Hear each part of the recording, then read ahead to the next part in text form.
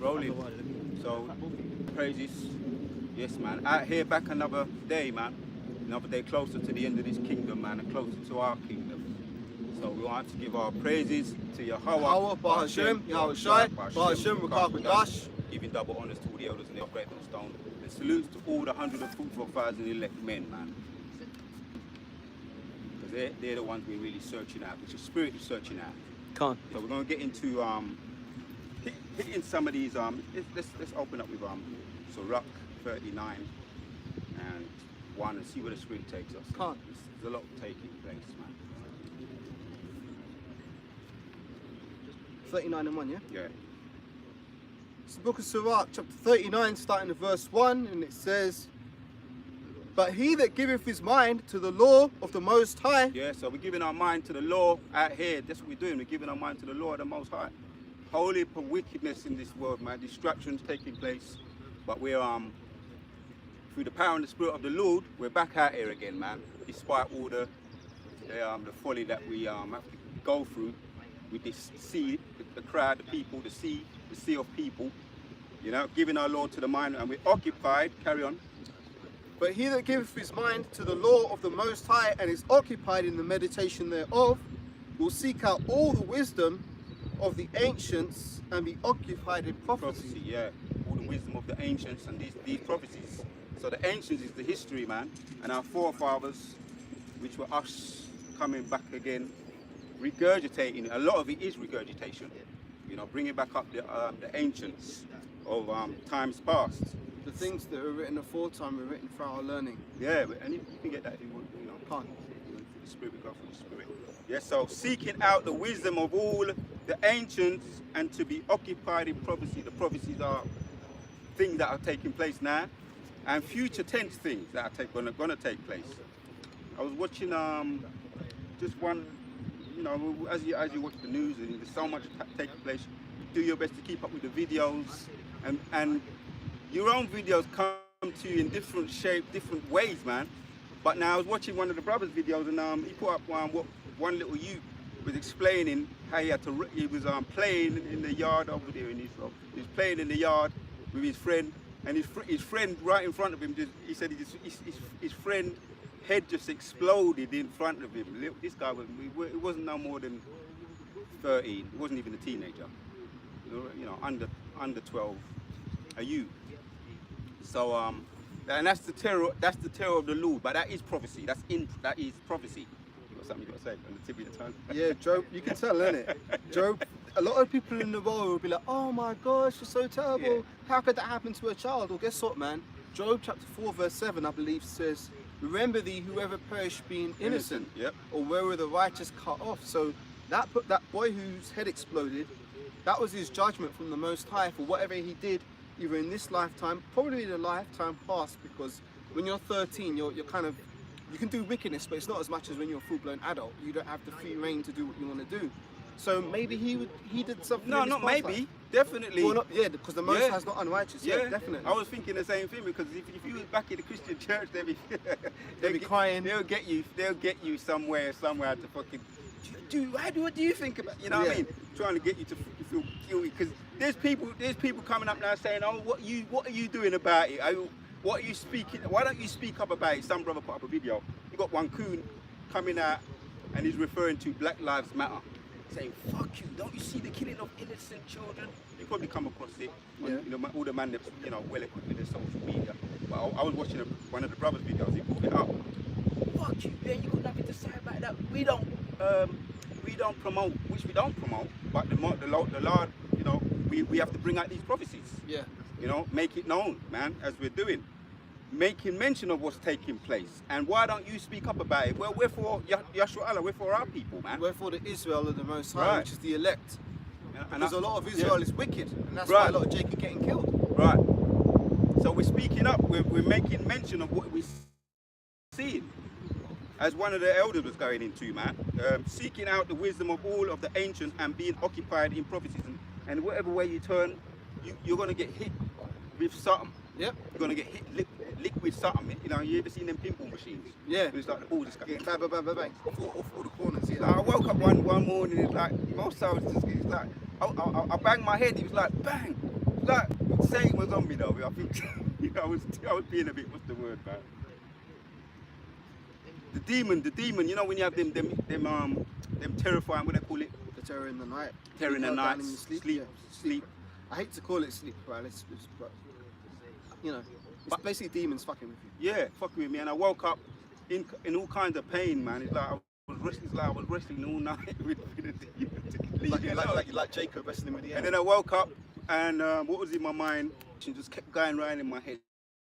I had to get up. I had to do it. Mm-hmm. I had no way out of it. I had to do the video, and I had to do it and go into it. Lamentations chapter 3. You know, it is of the Lord's mercy that we are not consumed, man. Bring it out, man. Can't, yeah. So we're coming in some serious times. We're going to see people dropping by the wayside as we have been seeing. Want me to start from verse 1? Yeah. Lamentations chapter 3 verse 1. I am the man that have seen affliction by the rod of his wrath. Right. He hath led me and brought me into darkness, but not into light. So he was lamenting. He was crying. Jeremiah, right? Yeah. That's lament. That was Yeah. Yeah. He was crying, lamenting. Right, means to be crying, bawling, wailing. Bob Marley and the Wailers come to mind. Peter Tosh and the Wailing Souls. Mm-hmm. That was known as the old school Trojans. Them old school Trojans singers. Wailing Souls, another one. Bunny Wailer. So that's all up in Benjamin. Can't. Wailing. Yep. So he was wailing, man. You know about and which one of us haven't seen? Read that one again. Lamentations 3 verse 1 again. I am the man that have seen affliction by the rod of his wrath. Right, if we used to do a survey in Israel, man, all of us have. We've all been catching licks. 110%, all of us have seen the afflictions, man, of our people. And we're going to see more coming down the pipe. Some of it within our own family. Some of us know we're well acquainted with afflictions, man. Yep. It's not nothing to be proud of. It's just what we know. You know, we and brothers have all got testimonies. What you know, we can all go into. Yep. And sometimes it's not even. I don't want to get into some of my things what I've been through. You know what I mean? But he was wailing, man. Yep. Go on. Read Verse on. 2. He have led me and brought me into darkness, but not into light.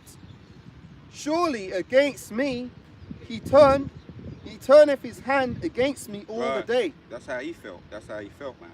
The other day I was. Yeah, carry on. Verse 4. My flesh and my skin hath he made old. He hath broken my bones. Yeah, since I've been in the street, I never had grey hairs, man. I never had no grey hairs. You know, I watched one of my old videos. So this truth, man, the wisdom can do that for you. When I say wisdom, I don't mean like the wisdom of this world. I'm talking about being aware of who we are, the reality of this world, what we're about to go through. All that could put a little bit of could put some grey hairs onto you, man. Yeah, You know? look at how shy he had grey hairs at the age of 33. You know, Ecclesiastes 7:7. Mere oppression make A wise man mad. you know. Verse 5. Yep. He hath builded against me and compassed me with gall and travail. Yeah, the other day I think me and you kind of similar in a way where we pick up spirits, we pick up vibrations and spirits. That, you know, they call it energy, or Sensitive to it, yeah. we're sensitive to spirits. And I was walking towards. I saw a crowd of what looked like Ishmaelites and Jake as well walking towards me, and the spirit said, I couldn't be too close to them. They had an energy on them that I just had to get away from. And I went, and as I was walking, I was on my road, and as I was walking, I went around the car, Yes. and I stood there for them to get past. You know what happened? Satan must have jumped on one of the Ishmael guys, and he come with his phone, like, he went over there selfie with me. And I said, what the fuck you doing, man? I said, what are you doing? I don't know you. Fuck off. I said, fuck off. But you know what? The Spirit of the Lord, when I went in the yard, I had to put up a curse because I was thinking I wanted to do some more. But I was earlier on in the day, I've got my prayers that I put up. So the Spirit of the Lord had me, contained me. Yeah. You understand what I'm saying? So I went in the yard, I was boiling, man. But I had to let the steam out because I could have done some things, man. I'm saying, what the fuck did you, that was violating my rights, wasn't it? What do you say? What do you say? I'd say it was a demon on him trying to rile you up. and that's meant to happen. You know, we're in this flesh and we're not of this world. Yeah. If we were of the world would love its own, but we're not. We're out of the world. So therefore, the demon that was in him, it wasn't him that done it. It was the demon in his vessel Right. was trying to draw you out into confrontation, because that's what demons want to do. They know who we are. Yeah. I'll give the example. A lot of times in your house, I would be teaching, the spirits in people will be screaming out, what is thou to do with us, son of David? Did you come to torment us before the time? Yeah. And your house shall told them to shut up, because they were blowing his cover, essentially. Rebuke them, yeah. Right? So we're undercover in this world. We're of the hopeful elect, and if we are indeed of the elect, then we're those predestined spirits. Yeah. The rest of the world doesn't recognize us, but the demons in them recognize us. Right. So the demons will stir up, and they're trying to draw you out, because really, they want to try and sift people out of truth. Get brothers to act all wild and crazy, and then that's when you get sifted. So what you said there could be taken on a very surface level thing, or he was just violating your space, Yeah. but there's more to it. He was doing it for a reason, and the reason was to draw Act you out. into confrontation. Right. So it's good that you stayed spiritual, and okay, you cursed the guy out, but you didn't strike him. You No, know what I'm saying? no. Let it go, but just be aware that whenever just you thought- leave your house, Yeah. Now finish. whenever you leave your house, Yeah. you're under attack. Be it from people being impatient in the supermarket behind you, or people cutting in front of you in a queue. These are all things that are trials and the wars that take place in the spirit. Yeah. If I may, Baba Kashar, I know I'll go back to Lamentations, but there's a good psalm Yeah. that I'll mention, because I was having trouble. I got testimonies, I'll share afterwards. Yeah, bro. We all got them. This is Psalms 121. This is a good one to pray Yeah. before you go out, because I sometimes have people try and shoot with me when I leave my house. I don't like to leave my house if I don't have As to. a matter of fact, we might jump onto that for a little bit. Bring out some of those for brothers. Right, Psalms 121 Yeah. says, yeah, I will lift up mine eyes unto the hills, from whence cometh my help. My help cometh from the Lord Yahweh, which made heaven and earth. He will not suffer thy foot to be moved.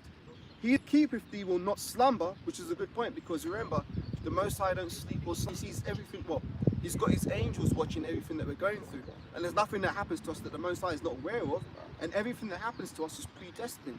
Like that guy coming up to you taking a selfie, as it says in Job, when deep sleep falleth upon a man, and slumberings upon the bed, then he openeth the ears of man and sealeth their instructions, that he may withdraw pride from man and hide them from their purpose. Roughly paraphrasing, but the point is that guy went to sleep last night. He was pre-programmed to bump into you in the street and try and take a selfie. Yeah. That was he was actually fulfilling his lot. Yeah, it might be annoying, but he was actually doing the will of the Lord, just on the left-hand side to try and draw you out. So I'll just quickly finish this, just a few more verses, Baba Kishar Salakia. It says, behold, he that keepeth Israel shall neither slumber nor sleep. Yahweh is thy keeper, Yahweh is thy shade upon thy right hand. The sun shall not smite thee by day, nor the moon by night. And here's the good point, verse 7. Yahweh shall preserve thee from all evil, he shall preserve thy soul. Yahweh shall preserve thy going in and thy coming. So I'll read that again. Yahweh shall preserve thy going out and thy coming in from this time forth and even forevermore. So that's a good one to pray, like before you leave in your house. You know, Yahweh's going to keep my going out and my coming in. Even the older Apostle Rakar mentioned this the other day in one of his videos about, you know, brothers need to pray, you know. Yeah. When you're going about your day-to-day business, pray, man, because you never know which day might be your last. And in this world, a lot of people like to put off the idea of dying. You know, they put it off and they don't want to think about it, but the reality is, today could be your last day, tomorrow could be your last day, next Wednesday could be your last day. You never know. Yeah. You know, so that's why you have to pray constantly and pray that the Most High keeps you, Yeah. not just keeps you alive, but keeps you in this truth, because being alive and not in this truth is kind of a fate worse than death, because you're just like the walking dead waiting to be destroyed. You're dead. Back to you. Yeah. Back to you. You're dead. You're walking dead. You're living dead. There's no Walking spirit. charcoal. Yeah. No spirit in you, and you're, as the brother, you know, missile food, so to speak. So yeah, let's hit some of them precepts there, because yeah, I was the spirit of the. Oh man, let me read this. Psalms 1:4, 1 and 2 says, let my prayer be set forth before thee as incense, and the lifting up of my hands as an evening sacrifice. Because when I came in, I was boiling, right? It vexed you, yeah. Right? Because I was thinking, you know what I mean? You don't just, where'd that just come from? I was like, what? I looked down the road and I said, fuck off, I don't know you, fuck off, right? And I walked in the yard, I'm thinking, fuck, you know, I should have just took the phone and just lick him in the head with it or something. I'm not promoting that, but you know, I'm saying how I felt like, what I felt like doing, which I didn't do, which is all praises and glory given to the power of the Lord, man. The power of prayer. Because I got my little what do you call, my Hebrew selection of prayers that I've got. Brothers say we don't go into all our personal prayers, but I've got my little personal tailor-made prayers for me. But I'm going to read this to back up what you just read, yeah? Go on, yeah. Psalms 1:4, 3 says, set a watch, O Lord, before me, before my mouth, keep the door of my lips. Because that's also to show that when you ask the Most High for something, or you ask for wisdom, be mindful that is how it could be shown that he's giving you wisdom. Can't. That is one way how you could show that he's giving wisdom. Now let me say this too. When I came into a little testimony, a quick one. When I was in the world, right, doing folly, and I became, you know, I had a certain basic knowledge of the Bible, the laws, right? And I turned over a new leaf. We don't have to go into all the details, right? I turned over a new leaf. It's funny because when I was in certain areas, I mentioned it to certain brothers, and I was in posh areas and I was seeing people leave, they had their keys in the front doors. Mm. So I knew I was cognitive, that's a test. So you know what I did? Just to show the Most High, and also that was what the Most High was giving me, to give me a sort of a form of self-assurance that you've passed it. When I used to knock on the doors and say, you got your key in the door. Mm. So that was like, when I did that and I walked away, you know they say there's more happiness in giving than receiving? Yeah. That is true. You can even get that if you that I'm talking from experience, I'm talking from as a testimony. There is more happiness in giving than receiving. Mm-hmm. Because when I was in the world, I was doing all kind of folly, right? Brothers have similar testimonies. We're all unique in our own way. And now when the Most High gave me those little things there, I've walked away feeling good about myself. You understand? It's like the Most High give me a little bit of confidence. It's giving you some kind of self-assurance. Yeah, there is actually more giving. And I'm talking about in the 90s, way before I came into the truth. And similar things kept happening, very similar things kept happening. Men was walking in front of me, men dropping money out on the floor in front of me, you know. Yeah. Like £50 notes, £20 notes, another one, right? A guy was talking, he was all happy, it was around New Year's Eve and all that, you know. Merry, the time of all the merries, and people are all merry. And I just looked down, he dropped a whole heap of money out of his pocket. Yeah. So he walked out. I said, right, this is a gift from God, right? This is a gift from God. And I took the money and I walked away for a little while. And I said, fucking hell, nah, man. You can't do it. And my spirit, my conscience said, no, you can't do it. Kept cutting me. So I went back. I had no idea what was going to happen. I stood there for about 5 minutes. I think something's going to happen. I'm going to have to find a way to give it to him. Yeah. He came back. I said, well, you all right? He said, yeah. I said, what's wrong? He said, you lost something. I said to him, have you lost something? He said, yeah. I took out the money and I gave it to him. But the first instant was, is this a gift from God? Well, the demon will try and persuade you that. Right. And convince you, so makes you take the bait. But then, when I walked away, he said, oh, so he was happy, he hugged me and all that. But he said, I will give you some, but I'm really in need right now. I said, no, don't worry about it. But you know what? Let me say this too. Right, I'm going to read it again. Mm-hmm. Set a watch, O Lord, before my mouth. Keep the door of my lips. Right? Incline my heart to any evil.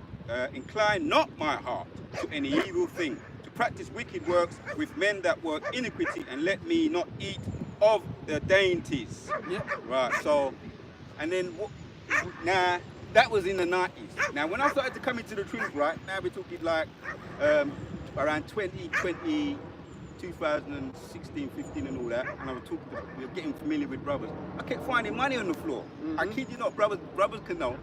I said, you know what, I kept finding money on the floor. You know what came to me? All those years ago when I was giving and I turned over a new leaf. Yeah. So the Most High has ways, man. I've got a precept to back you up. Reward you. Yeah. I've got a precept to back you up, yeah? This is James 1 verse 12. Blessed is that man that endureth temptation, for when he is tried, he shall receive the crown of life, which the Lord hath promised that to them that love him. Yeah. Let no man say when he is tempted, I am tempted of the Most High God. For the Most High God cannot be tempted with evil, neither he tempteth he any man. But every man is tempted when he is drawn away of his own lust and enticed. Then when lust hath conceived, it bringeth forth sin. And when sin, when it is finished, bringeth forth death. So that all those times, like you gave the testimony, they were finding the man's money on the floor. If you'd have taken that money, that you would have sold your crown and taken it. Yeah. Like, because you'd have gotten the reward then. Likewise, when you saw those keys in people's houses, if you'd have gone in there and spoiled their goods, that would have been your reward. So therefore, you've got to keep your eye on the real prize, which is the crown. Yeah. So in them situations, you're being tried and tested, and thankfully you overcame those tests, because there's a lot of brothers who wouldn't have. Yeah. A lot of brothers would have taken that money and Well, pocketed it. we know. Pocketed it. See with the instance what just took place. I'm not going to go into details. See, now the Most High knows who the true Judases are. I'll say that much. You understand? And he knows who his loyal servants are. I'm going to bring this precept out. Sirach 2:1 says, "My son, if thou come to serve the Lord, prepare thy soul for temptation." And this is to show as well. There's an old saying. It's Esau saying, a leopard can't change his spots, right? Or a tiger can't change his stripes, something like that. Yeah, I heard that one. Yeah. So but I'm a walking, living example, man. With my testimonies that they've been coming back to me a lot. There's more because there's a whole heap of shit going on in there that the Most High's bringing up. Because there's a lot of things that take place in us, that's in our subconscious mind that we don't even bloody remember. But that's the part of being reborn. When we opened up. Yeah, when you come into the knowledge of this truth and you come into it sincerely, you become a new creature, man. Yeah. So all those old ways, it doesn't come off you overnight, but it's a process of continual refinement. It's kind of like when you see people do sculptures, like they've got a giant piece of stone, and they'll hit it with a chisel. Finish though. Oh, so lucky. You've got a giant piece of stone, and they'll hit it with the hammer and the chisel, and they'll keep chipping it away. And at first you'll think, what the hell are they doing? But over time, you start to see the image being formed. And that's how it is when we become new creatures in this truth. All the old ways that we had back in the world, over time, those get chipped away, and we become a new creature in this truth. Yeah. So I'm a living example. Abarat Azar, I'll read it again. My Sirach 2:2, I'll read it again, and I'm going to carry on. My son, if thou come to serve the Lord, prepare thy soul for temptation. Brothers are coming into the truth. Brothers are in. I'm young in the truth. I'm born again, which is a blessing. Nothing wrong with that, being born again. Temptations. We're going to see something. Men jumping out the window. Brother said that word. Men jump out the window. Men who've been in longer than us. Jumping out the window. So, see, these are all tests, man. You understand? Yeah, I carry on reading. Set thy heart aright and constantly endure and make not haste in the time of trouble. If your family, brothers that have lost family members, and that could be really, that obviously everybody grieves differently. But that's part of the temptation that you have to endure when you come into the truth. I was always a happy-go-lucky person, and I don't get bogged. But you see, now I'm occupied. I'm more occupied now. I can't do the things I used to love doing. AKA boxing and all that. Because now there's so many things happening, training. Prophecy's hitting off now. But so occupied now.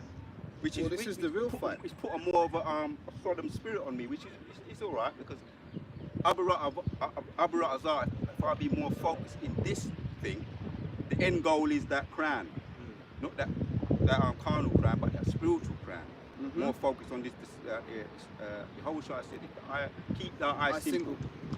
My whole body will be full of light. Have you got a preset? Yeah, I was just holding back what you originally started with, because it links back to it. But I'll get that one if you want. Yeah, get that one. Yeah. There's Abarat Azar, there's people similar, maybe going through certain things similar. As we come into this truth, I'll read this till you find it. Yeah. I'll carry on reading. Yeah, I'm just listening.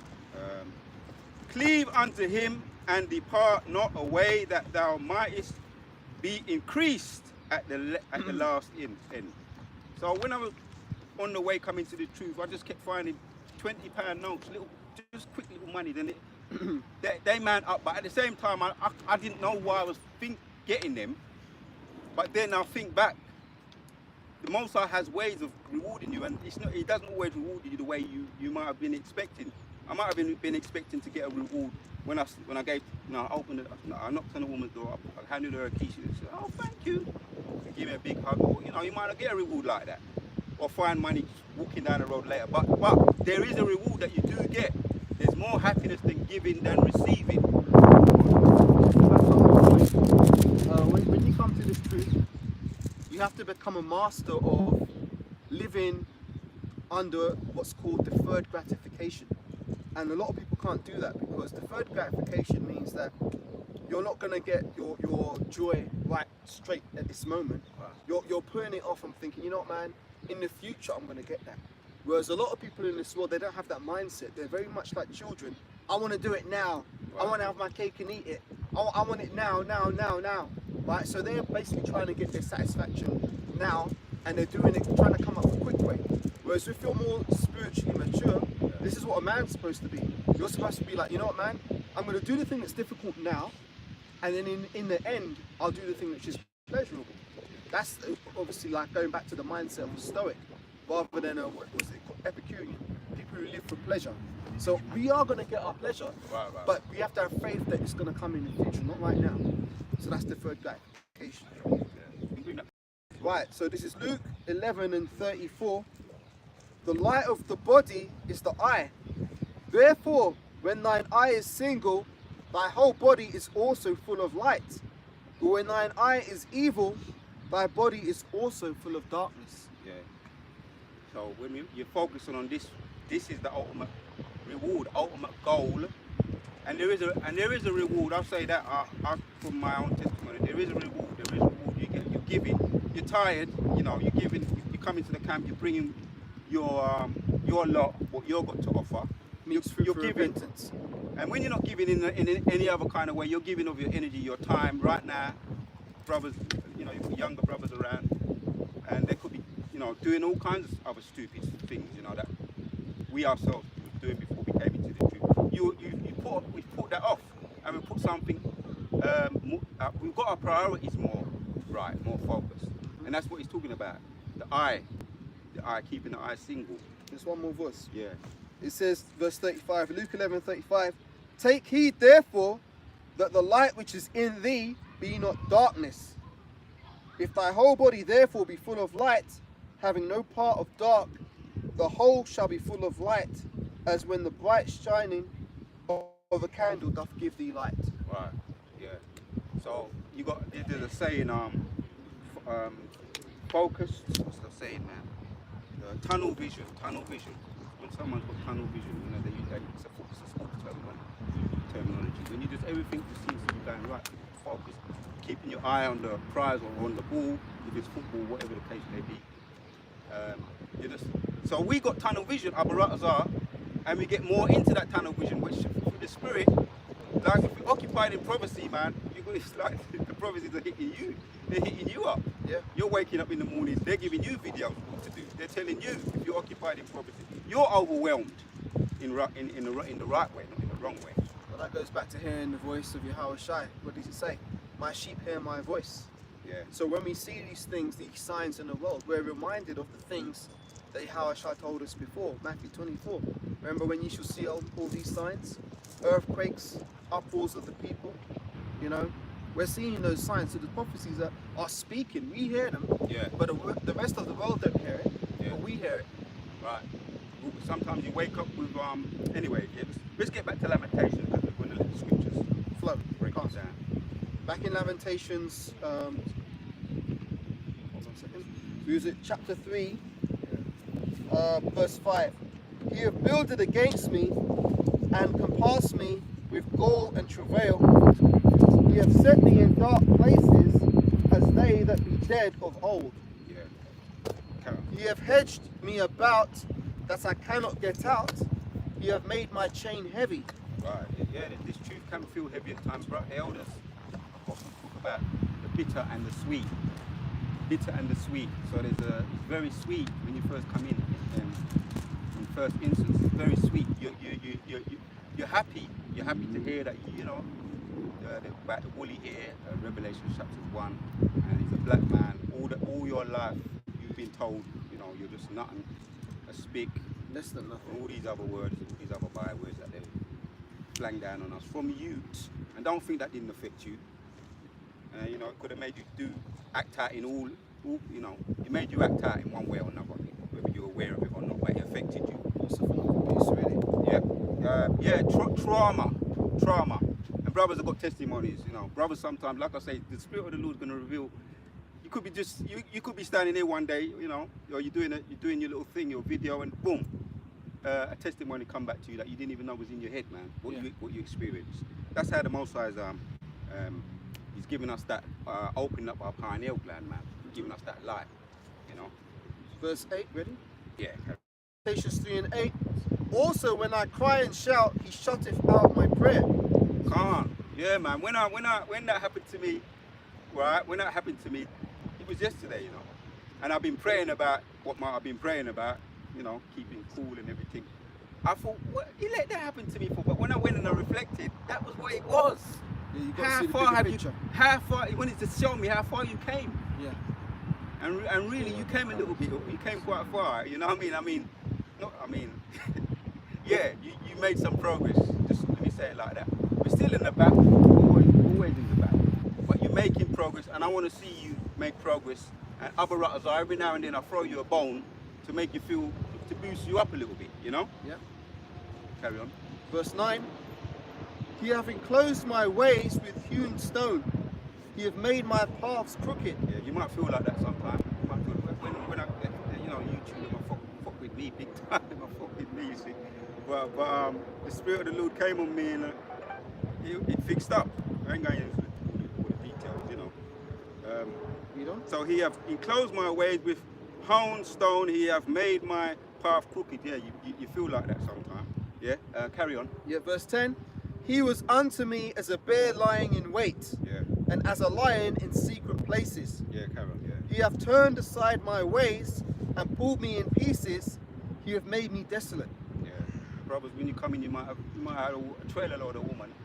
You know, not an exaggeration. You know, women are always want to talk to you and things, and then next thing you know, you have calls that. Read that one again. Yep, verse 11. He hath turned aside my ways and pulled me in pieces. He hath made me desolate. You got. I've been told I've got an austere look about me. So, brothers, may you're not aware of it. You got. Why you maybe ain't catching as much as maybe you used to. That austere. The Spirit of the Lord is on you, and you don't really. And people sense your spirit too. You know, they sense when you ain't feeling them. Yeah. You know what I mean? Like these women, they think, how come you ain't falling all over me like all the other guys do? Hey, your mouth ain't moving like all the other guys, man, and they start focusing on you. But they sense that on you. So you to them, you're no longer attractive to them because you're not a simp like them, like all other men they come across. Yeah. Mm-hmm. What did you just read? Verse 11, going into 12. Yeah, turn aside my ways and pulled me in pieces. He have made. We're getting to the kicker because there's a point we're getting to. Yeah. Right, verse 12. He hath bent his bow and set me as a mark for the arrow. So you basically we're targets. Yeah. We feel like it sometimes as well. We feel like we're targets. But we're dealing with this. But there is always a balance. Like I mentioned some of the things earlier. There's always a balance. I like to always bring out there's a balance so that brothers don't get all wobbly and wibbly and wobbly. You know. There's an old game that say wiggle woggle but we don't fall down, man. That's true with Yasha Allah, man. Prince Buster Douglas, when there's a song, you pick him up, you lick him down and bonks right back. That's Yasha Allah, because even the two first they're gonna come back in their right minds. But the elects, most definitely, they're saying, what the fuck are these guys made of? We're like that Terminator creature, man. You know, Abu Ratazar, we are those guys. Yeah, carry on. Verse 13. He hath caused the arrows of his quiver to enter into my reins. I was in a derision to all my people, and their song all the day. So really, this is like a song, man. This is like one of them songs that, you know, the Sandman them used to bust in the 60s and the 70s. All them kind of wailing, kind of blues, or even blues. Elders, apostles talk Yeah. about the blues. Always, it's like you just got. How's he still going to sing the blues? That is hitting me. That's licking me with music though. And when we do this, this is a song. This is a song. Yeah. This is a song, man. We're singing a song now. This is the new song that the Most High gave us. This new song. And but like I say, there's always a balance. Right now we're touching on the lamenting of right now, the little bit of bitter. Yep. Verse 15. He hath filled me with bitterness. See, that's the spirit. Yep. He hath filled me with bitterness. He hath made me drunken with wormwood. Stop there, because wormwood. I had some Nemo before I stepped out of the yard today, because I use Nemo and it's actually good for a lot. For brothers that are into herbs and want to get a little bit more, do research on neem oil. What does that do? Forgive me, 'cause I'm curious. Neem oil, if you got, it's good for your skin. It's good for your blood. Neem oil, I mentioned it a little while back. It's a blood purification, purifier. It's good for your heart.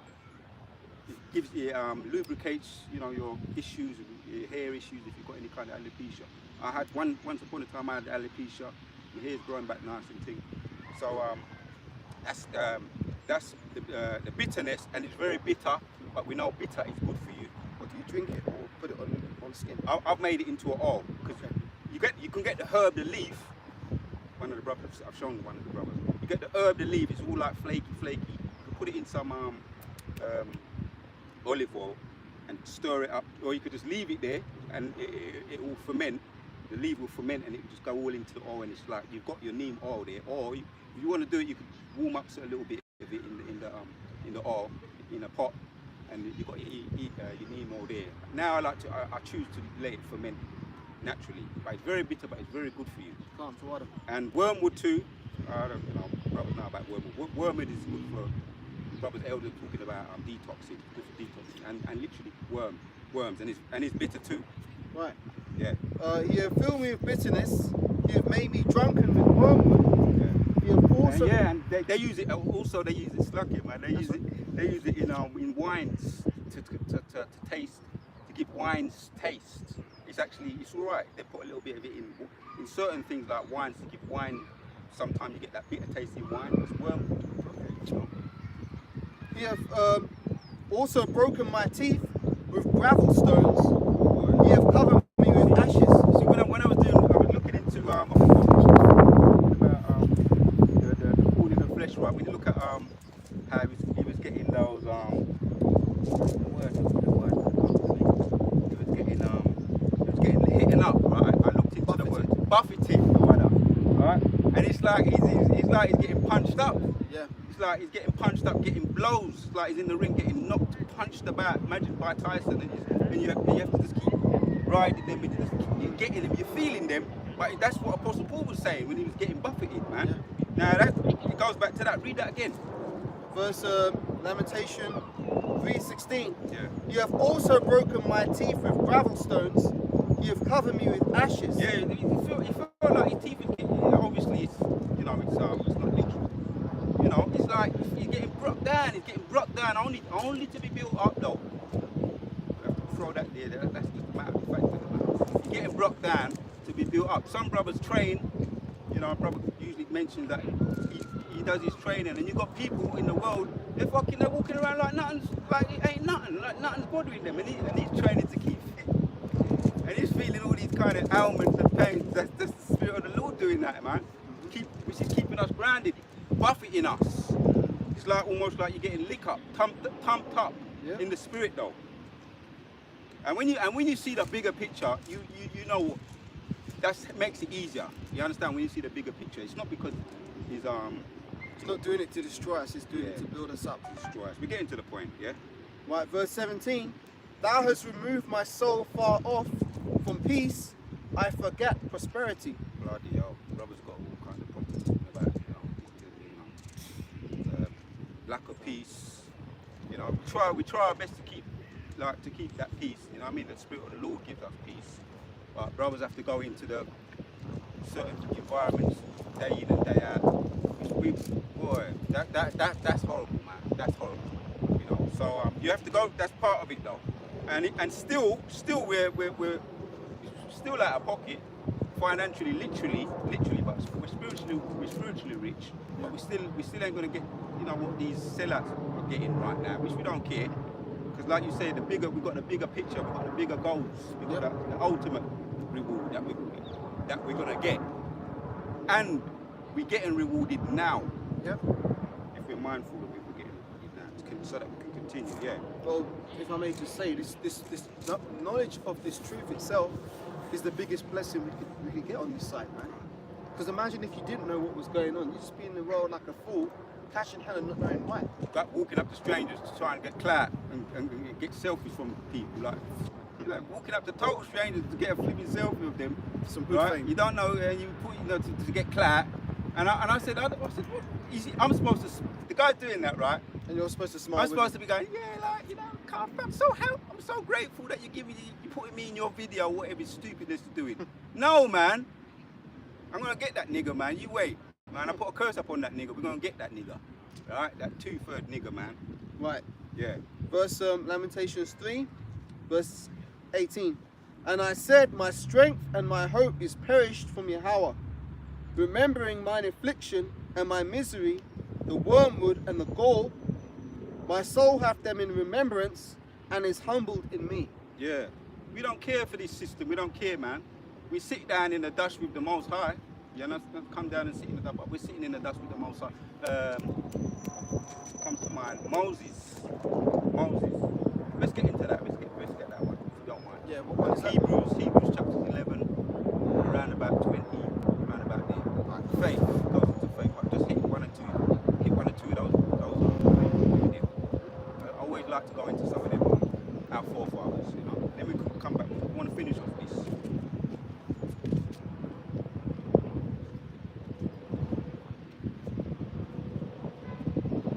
Hebrews chapter 11. About verse 20.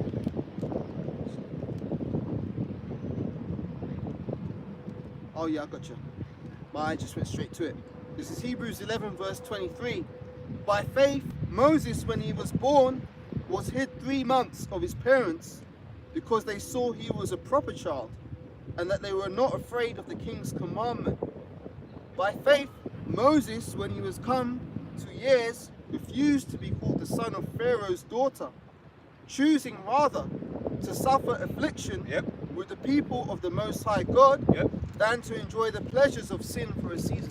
Brothers, especially if you just started your little, you know, you're doing up your video, if you ain't getting no views, you know, we relate to that. If you ain't getting no views, you ain't got hardly much subscriptions. Brothers, you've been around a little bit longer, you know, the Most High starts to say, yeah, your reward is giving you a little bit, because you really do want to have views of the elect, Abaratazar. You want people to watch your videos. Abaratazar, they're of the elect, not for entertainment, you know what I'm saying? So that's why you got brothers who have been around a long time. They've got brothers watching their videos. Yeah. Abaratazar, you know, to sift out those who ain't sincere. Now I've noticed that there's a lot of the other groups. They've got thousands and thousands. Some of them got millions, man. That's the Broadway which leaded to death. We don't care for that. We're not going into. We don't want that. Yeah. But that's the point here. Choosing rather to suffer affliction with the people of God than to enjoy the pleasures of sin for a season. And even now they're on an egg timer. As you can see, there's an example what's going on over there in the east, in the Middle East. The war was taking place. They're on an egg timer. When they're in their festivals, which some, you know, even if it was one of the elders saying, even if it was a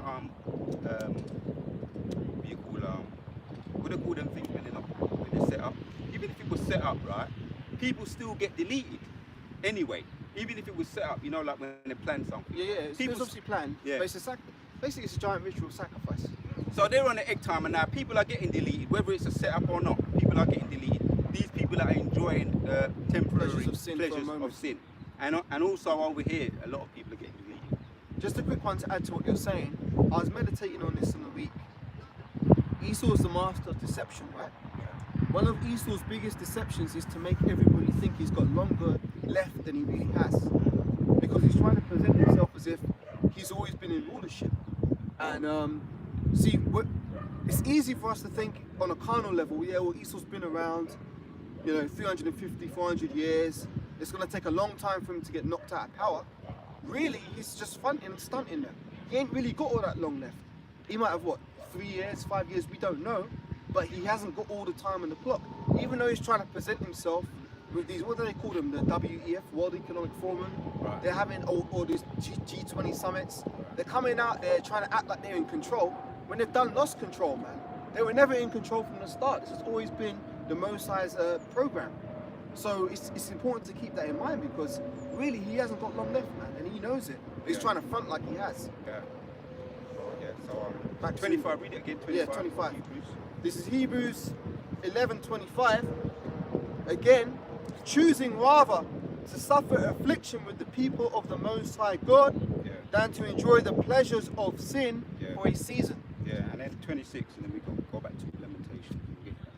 Esteeming the reproach of Hamashiach great riches. Right. Let me read that again. Yeah. Esteeming the reproach of Hamashiach greater riches than the treasures of Egypt.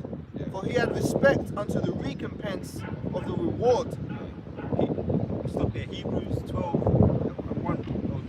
Yeah, Hebrews 12:1 goes into that. He put off pride, man, and he saw the end goal, the result of enduring to the end. Esteeming the reproach of Yahushua Mashiach greater riches than the treasures of Egypt. So now this is modern day Egypt, specifically over there in Babylon.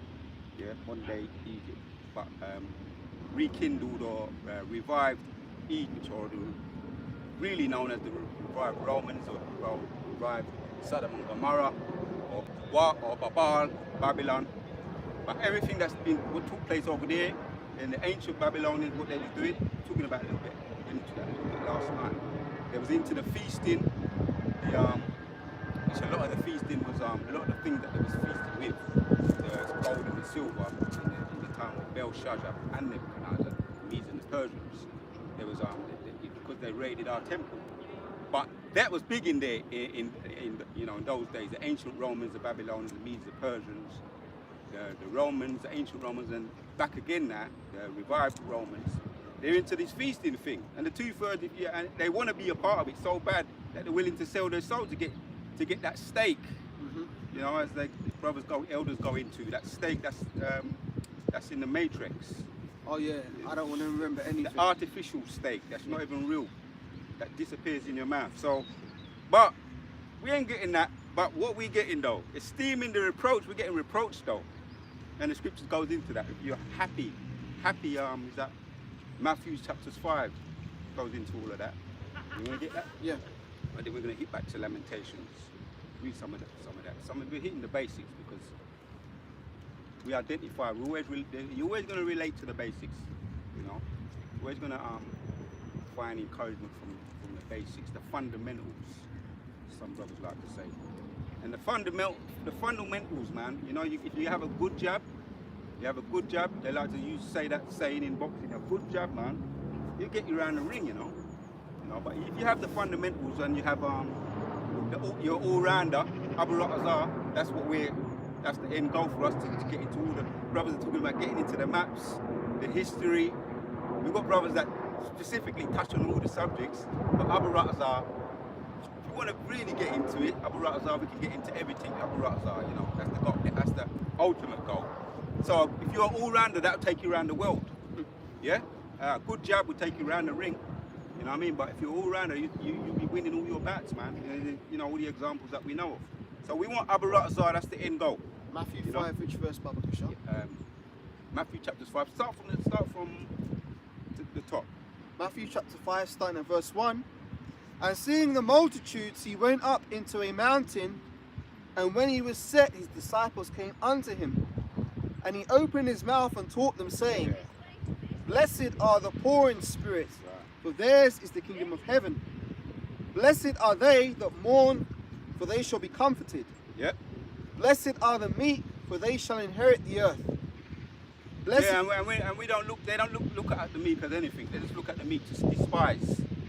You know, and what they used to do to us, the alligator bait, the lynching, and when you look at some of them old history documentaries, how they used to treat Jake, you know what I mean, which are our relatives, which was the curse of Deuteronomy 28, when they used to speak in that language, that Mississippi language. They said what? 3/5 of a human, man. You know, and that's still in the books over there. You know, in America, 3/5 of a human being. Not even a full human. Which really, if you really get into the science of everything, where the even in their own science books, their own Amalekites breaking it down, we are the real people. We're the real full humans, man. They're the recessive people, the weaker on the planet. They themselves, their own science goes into it. When you get into all the melanin and all that, which anyway, let's get back to this. Back in Matthew 5. Yeah. So we are the real people, but they despise us, especially if you have a certain meekness about you. You got to be assertive. Yeah, you do have to be assertive. You know what I mean? But you can't be presumptuous though, because there's a balance in this world. You got to be assertive. Like the women, oh, you got to be assertive. You got to have the energy. You got to have a bit of testosterone like men. But then when you come home, you want to run the yard, and that's how relationships get mashed up. You see, but you have to be assertive, yeah. But you have to have a meekness about you, which is doing the will of the Lord. Well, this society kind of punishes men, especially so-called black men, for being assertive. They'll say, oh, he was threatening. You know, all a woman's got to do is say, oh, I felt threatened by him, and your ass is getting hemmed up by the policeman. Yep. In the Christian church, they talk about how the women there, they're shamefaced. None of them ain't fucking shamefaced in that place. None of them I've got their man, I want to hit this precept, but I just got to bring this out. None of them have got their men by their short and curlies, man. They're using that sex as a weapon, man. Yeah. They're very, very, I'm gonna say it, I hope you're watching some of you women in the Christian church, wicked women, thinking that you're going under the radar. Most High knows who you are. You ain't meek and you ain't shamefaced. You're malicious and going out there on the ministry talking to people about God with the Bible in your hand. Damn hypocrite them. Go on. Just a quick one, not to divert from your point, but to add to it, Lord willing. I mentioned this before, I'll keep it brief, but some years ago I had to do a therapy group, which was ran by women because a lot of psychologists and therapists are unfortunately women. And I was sitting in there, and I think I was probably the only guy actually. But it's ran by women that were younger than me as well. They were like women that had just graduated from uni, like in their early 20s. And they were talking about managing emotions and things like that. It was about emotional well-being. Yeah. And the facilitator of the group, she says, oh, something that I do when I don't get what I want is I will intentionally withdraw affection from my boyfriend. And she was saying, and this is something that you can do to get what you want in life. And there were other women in the group nodding their head and being like, yeah, this is good information. And I'm sitting there thinking to myself, this is wicked. It's the unwritten rule, man. It's the unwritten rule. We all know about it, but it's wicked and it's nonsense. Basically, she was saying, oh, well, I wanted my boyfriend to book a holiday for us, but he wouldn't do it. Every time I got home, he kept saying, oh, he wouldn't book it. So then I intentionally started to withdraw affection from him until he did what I wanted. And that's what they're teaching in the fucking therapy group. So it's no surprise that, you know, women out here are self-willed, they're not shamefaced, and they're trying to rule the roost. Yeah. And a lot of guys will just keep quiet and shut up because they don't want to be denied the sex, because they use the sex as a weapon. That's all I wanted to add. So if you're going to be saved, as one of the elders say, and then we're going to get back to Lamentations. Matthew. If you want to be saved, you're going to be saved by being a wife to your husband, not by being a woman of the Lord or a Sarah, you know, which you can be a Sarah, but you have to be a Sarah to your husband to get with the man of the Lord. And a lot of them are going to get the backhand in the spirit. The brother said they're going to get the backhand, but it's going to be in the spirit, not a literal backhand, you know, in the spirit, because we see through insincerity. Ultimately, the Most High sees through all that fake meekness or being that fake shamefacedness. Read 5 again, Bubba, because I didn't get back to it. Yeah. They call it smoke screens, isn't it? Yeah. Blessed are the meek, for they shall inherit the earth. Blessed are they which do hunger and thirst after righteousness, for they shall be filled. Yeah. And blessed are the merciful, for they shall obtain mercy. So we wanted to get to that. We're suffering. Why we're suffering? We're not suffering just for the sake of suffering, but we're suffering for imitating your whole Shire, man. But you think that it's not good. You think it's going unnoticed. You are being rewarded, just the same way as the E's are going to get rewarded according to Revelations chapters 18. Yeah, it's all massed up into the heavens, and around verse 6 and 7. Let's get back to Lamentations. But he's making an account of all the things that you've suffered. Going back to it brings it out in Lamentations. Yeah. Lamentations 3 again. Yeah. Go with me. Lamentations 3. You got to verse about 17. And thou hast removed my soul far off from peace, and I forgat prosperity. And I said, my strength and my hope is perished from Yahweh, remembering mine affliction and my misery, and the wormwood and the gall. The gall again. That comes up bitter again. The times when you was getting messed up from you as a young person, from in the womb, when your mother was getting there was abusing your mother in the hospital, man. There was abusing your mother in the hospital, trying to tell them you must get this V, you must get that. That V thing is not no new thing. Trying to get you, separate you from your mother, trying to for you to bond with their fucking, what they call it, being institutionalized. In some cases, some of us were separated from our mothers to be institutionalized, to grow up to be one of their little coons, man. That happens. That's very popular, actually. Yeah. Well, I'll give you an example of that in a hospital. You got the umbilical cord that connects the mother and the child, right? And the demons, they'll give the scissors to the dad. You're gonna cut it, but you're meant to leave it for like an hour because there's stem cells which is being transferred in the blood flow from the woman to the child. And the stem cell, basically, when you get into the science of it, it can become any cell. So a lot of times people get sick because their umbilical cord was cut too quickly. But that's the first thing they do. Cut it! Well, why are you cutting it for, man? You're meant to leave it for a while, let everything drain from the mother into the child, man, after birth. But they cut it straight away. They let the dad cut it, and they're cutting off some of the most important cells that could further build up the immune system of the child. Yeah. So that hospital shit is demonic. That's heavy. That's deep. It's deeply demonic. Deeply demonic. They cut it and they take the baby out. They weigh the baby for 4 pounds 7 ounces. Then they give it to the mum. But you didn't just cut.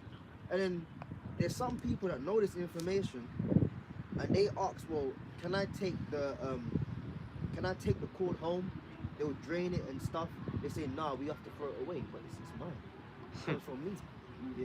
So you know what I mean, like they use it in rituals. We know that, and they say certain people. I know they use that. They eat it, especially from the Jake women, and they mess up. They actually try and get the reproductive organs to steal it from the Jake women to give it to the Edomite women. We know this. We know this. They're very infertile. They're not fertile like even the 2/3 women. They're not fruitful. They're not fruitful. And we are fruitful. We always have been. Even the give blood thing or donate blood, they're always targeting Jake communities. Yeah. To donate. And there's more that you see, but like I say, the Most High, He sees all of that, man. And He's talking about so this is the lamenting of what we're doing now. But there is Deuteronomy 30 and 7. The curses are falling upon them because what's happening to their youths now over there, in the wars in the east. What's happening to their youths? Babies, When I watched it, I said, fuck it, let me watch this and think. I got to toughen myself up a little bit and watch the youth get fucked up. So I don't turn away, just fucking watch it, man. Because this is the judgment of the Lord before what they done to the alligator bait too, gone. No, not to divert from the point, but it's a miracle of the Most High, right? So you got a dog with long legs and a dog with short legs, but they can both run at the same speed. How is it a miracle of the Most High? How does He do it? Oh boy, you're funny. Like, check it out. See, they're running at the same speed. Can't. Right, here, carry on. Yeah. So this is the dog specialist, man. What's your name? Is Caleb, isn't it? Yeah. Yeah. Brothers know what that means. Right. So where was I? Yeah. Lamentations, yeah. Yeah. Back at Lamentations 3. And 17 again. I'll go for yeah. All right. Read 19. Yeah. Read right. 19. Remembering mine affliction and my misery, the wormwood and the gall. Yeah. My soul hath them still in remembrance. Yep. And is humbled in me. Yep. We remember them too. You forgot. I thought I didn't know. I said to myself, what the fuck do I know? I don't know nothing, you know.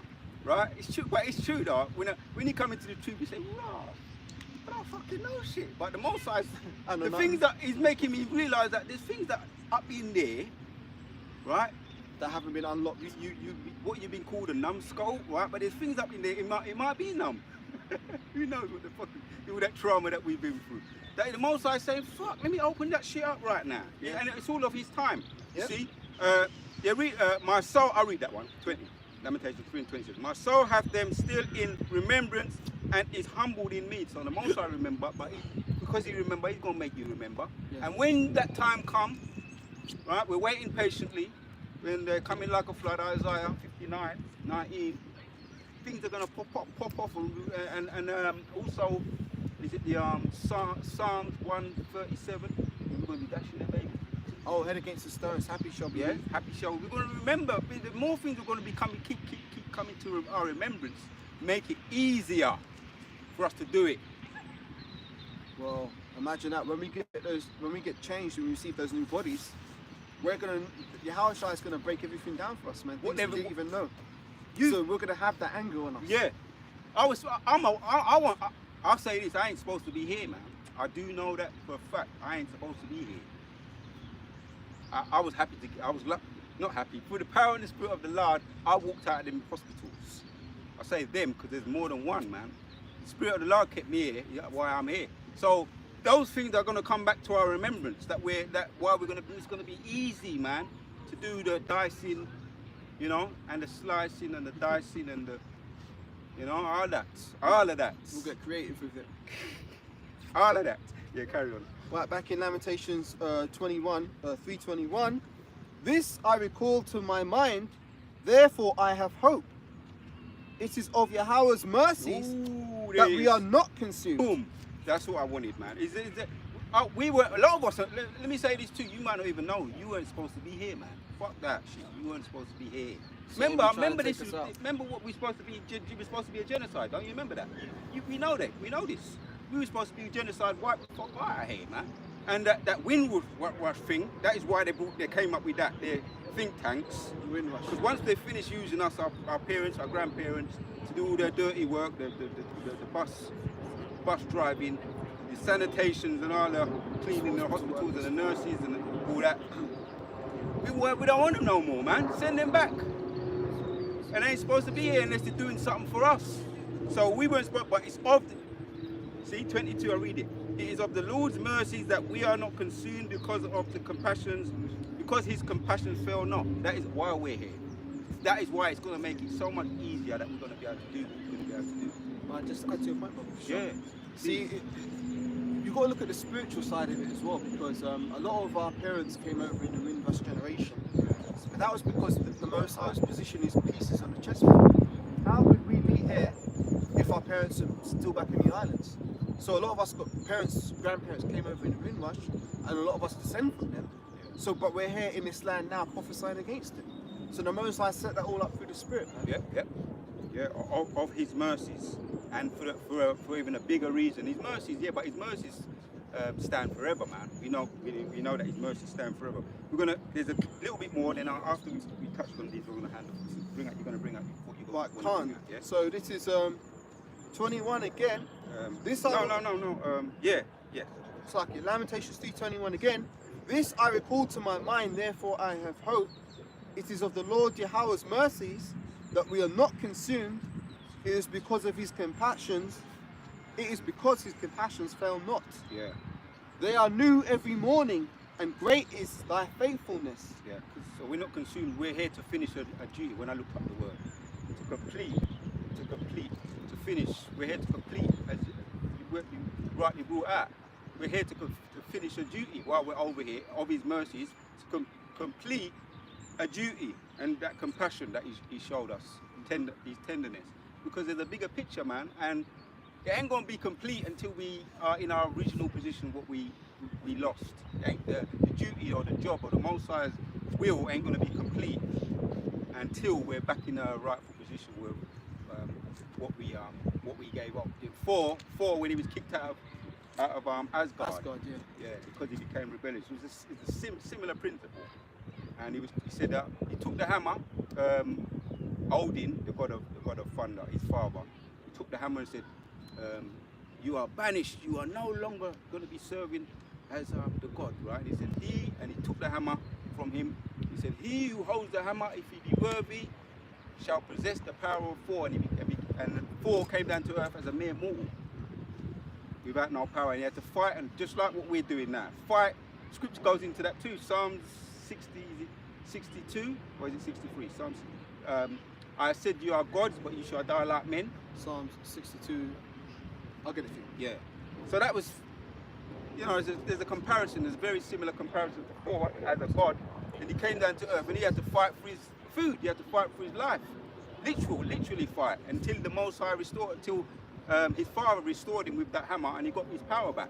Psalms 82 verse 6 says, "I have said ye are gods, and all of you are the children of the Most High, but ye shall die like men and fall like one of the princes." Yeah. And he had to have a near-death experience before him to wake up and receive the hammer again, didn't he? Yep. He had a near-death experience, man. He was lying, and if you saw the movie, I really liked it. I related to it. When he was on the floor, he was crying. No, his father was in the Odin sleep, right? The Odin coma, and he was watching everything in the Odin coma, and he saw all the what was happening to his son, and a tear came to his eye. So that's the compassion. Yeah. That compassion, and he reached out to his son, and he said, "Right, you've been through enough now," and he just said, like, send him back the hammer.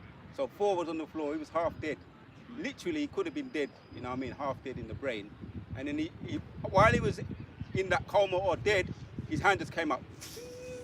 Caught the hammer. Caught the hammer, and then that was it. He was on. He was back a god again. You see, that's all. And I've done a video on that. They took that shit down. Yeah, go on. That's a shame. That's the scriptures, man, because that's us in our lowest state. We had to catch all this hell for us to be, for the Most High to then turn around and have his compassion on us. And Thor receiving that hammer is like us receiving the word. Yeah. That's brought us back to life. Now we're standing on our feet again, ready to stand against our enemies. Yeah. And that hammer was called Mildjanor. Right. Again, you could liken that to the truth. Yeah. Because we're using the sword of the spirit. Thor's using the hammer. Yeah, can't. The sword, which can cut through anything, man. The sword, the Bible, which is the power. Hebrews chapter 4 and 12. So lucky you got me started now. But again, remember, not just anybody can wield the hammer.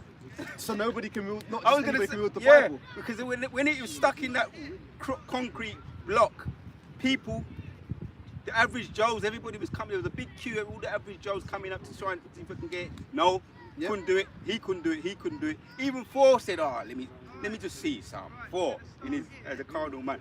It was a mere mortal again. Yeah. So he tried to get it the wrong way. So you can't come through the back door. That's the symbolism there. You can't come any other way. Pick up this Bible through the back door. You got to come the right way, man. There's the narrow gate. Yep. Yeah. And the Most High has to install that. You have to be of his. You have to be of his elect. That's right. You know what I mean? So when you've been through enough, and we all opened up with Lamentations, man. Shalom.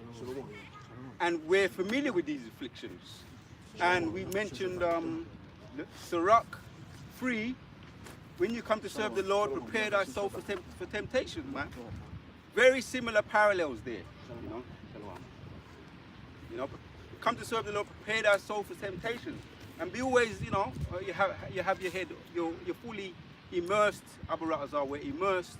As we mentioned also in Sirach 39 and 1, we're occupied in these prophecies, at the same time, while we're being refined. Yep. And it's actually a good thing, because when you're occupied in prophecy, you're occupied in spiritual matters. Right. And then the matters of the world, they become secondary and tertiary, it just means third, to what's really important. If you're not meditating and occupied in prophecies, your mind's going to be racing on all kinds of worldly bullshit. And then when you find yourself doing worldly bullshit and you don't know why you're doing it, well, it's because you didn't give your mind over to meditating on spiritual things. That's why Esau tries to pump so much non-spiritual stuff out there through the radio, through the TV, through the media. A lot of people are occupied in folly, man. Well, we're not occupied in folly, we're occupied in truth, prophecy,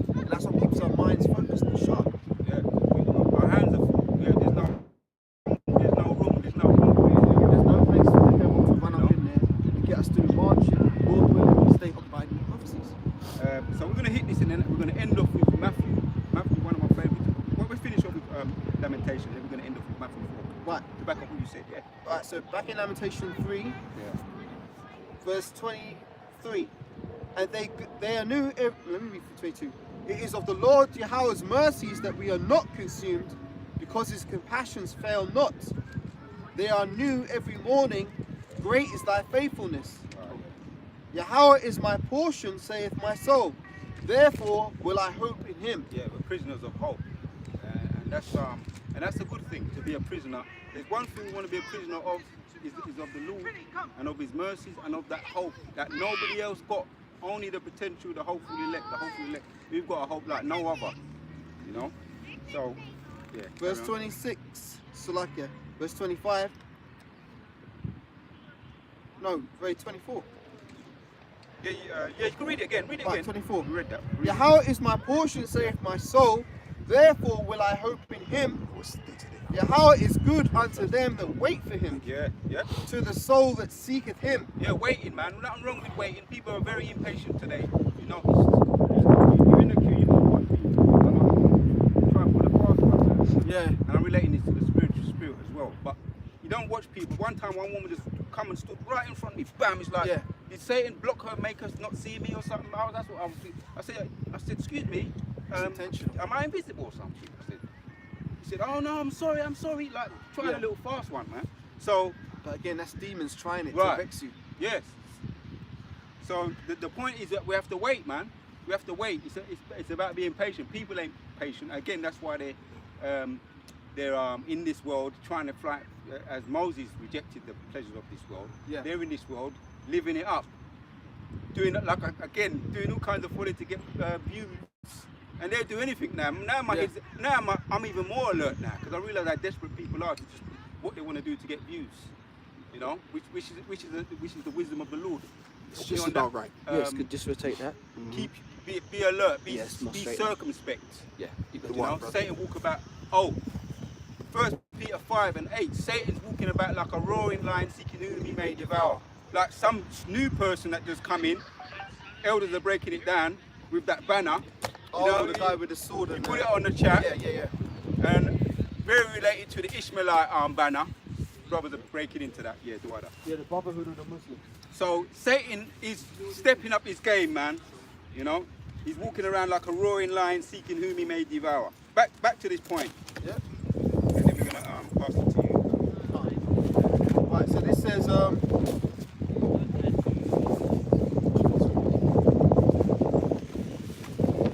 it is verse 26.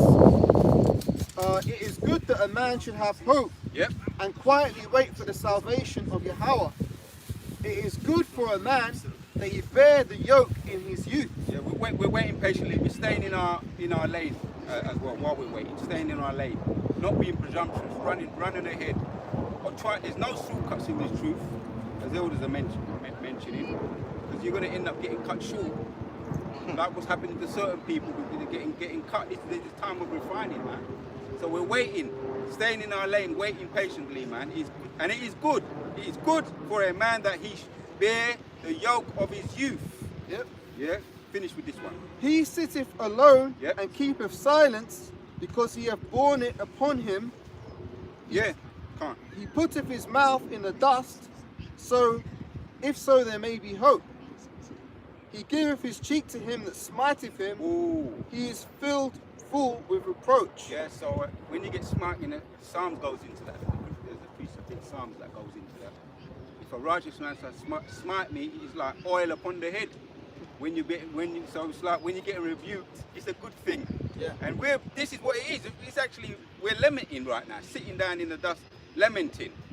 Read that again, and then we're gonna read 30 again, and then I'm gonna go to Matthew. Yep. He giveth his cheek to him that smiteth him. He is filled full with reproach. Yeah, I like his attitude, man. He sounds like a right stoic. When I read about Lamentations, he sounds like a real stoic person, a real stoic man. It's good to get the feel of some of our so-called minor prophets like Nehemiah, Esther. Probably we're going into that a little bit, getting into that a little bit more.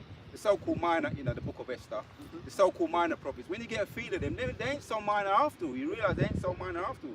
A lot of them are real spiritual giants, man. It was Mordecai in the Book of Esther, wasn't it? Yeah, Mordecai. Yeah. King Mordecai, yeah. And Esther, Queen Esther, she found favor in the king. Yeah, and you know that's a good example for some of these women. You know, forget the Christian church. If you stay in there, there's no salvation in there. But get with the man of the Lord, and stop faking it, man. People, because it's all about serving the Most High God, man, and being sincere to your man and loyal to your man. Which Titus goes into that. Timothy, 2 Timothy goes into that. So he sitteth alone and keepeth silent because he hath borne it upon him. That sounds like a right stoic attitude right there. Some people, when they're getting into their, you know, their training or whatever the case may be, some people they go into the woods, live alone, and get into what they call it, into the zone, man. Focus. Now we doing that. We're doing that now. In the spirit though, we're doing that. Getting into occupying our mind in the spirit, sitting alone, most of us, a lot of us, and we rather, you know, but we have the Spirit of the Lord residing over us, and we rather it be like that. And the Most High put us in wherever we are in the world. Elders have mentioned this too. You're there for a reason. Wherever you are placed in the world, you're there for a reason. Man's goings are of the Lord. How then can a man understand his own way? Yeah, I read 29. He putteth his mouth in the dust. If so, be there may be hope. Sometimes you just have suck some things up. You don't, you know, what's the word, man? Go internal with the Most High. Yeah. Scripture in, I think it's Proverbs 29 says that not to reveal all of your heart. It's not everything you have to reveal to people. Yeah. You know, you keep it to yourself. But the Most High, he knows, he sees it. The case with King David, and you're always going to be what's the word? You're always going to be vindicated anyway if you are suffering wrongly. If you have done in the past or you're going to be in the future, take heed, you will be vindicated in the Most High's time. Yeah? Lamentations 3 again, 28 said, he sitteth alone and keepeth silence because he hath borne it upon him. That's what he was born for. We were born for that. The elect were born for that, man. You know? Look for adversity. Yeah, so Matthew 4, and you can finish with that and then bring up around about 8.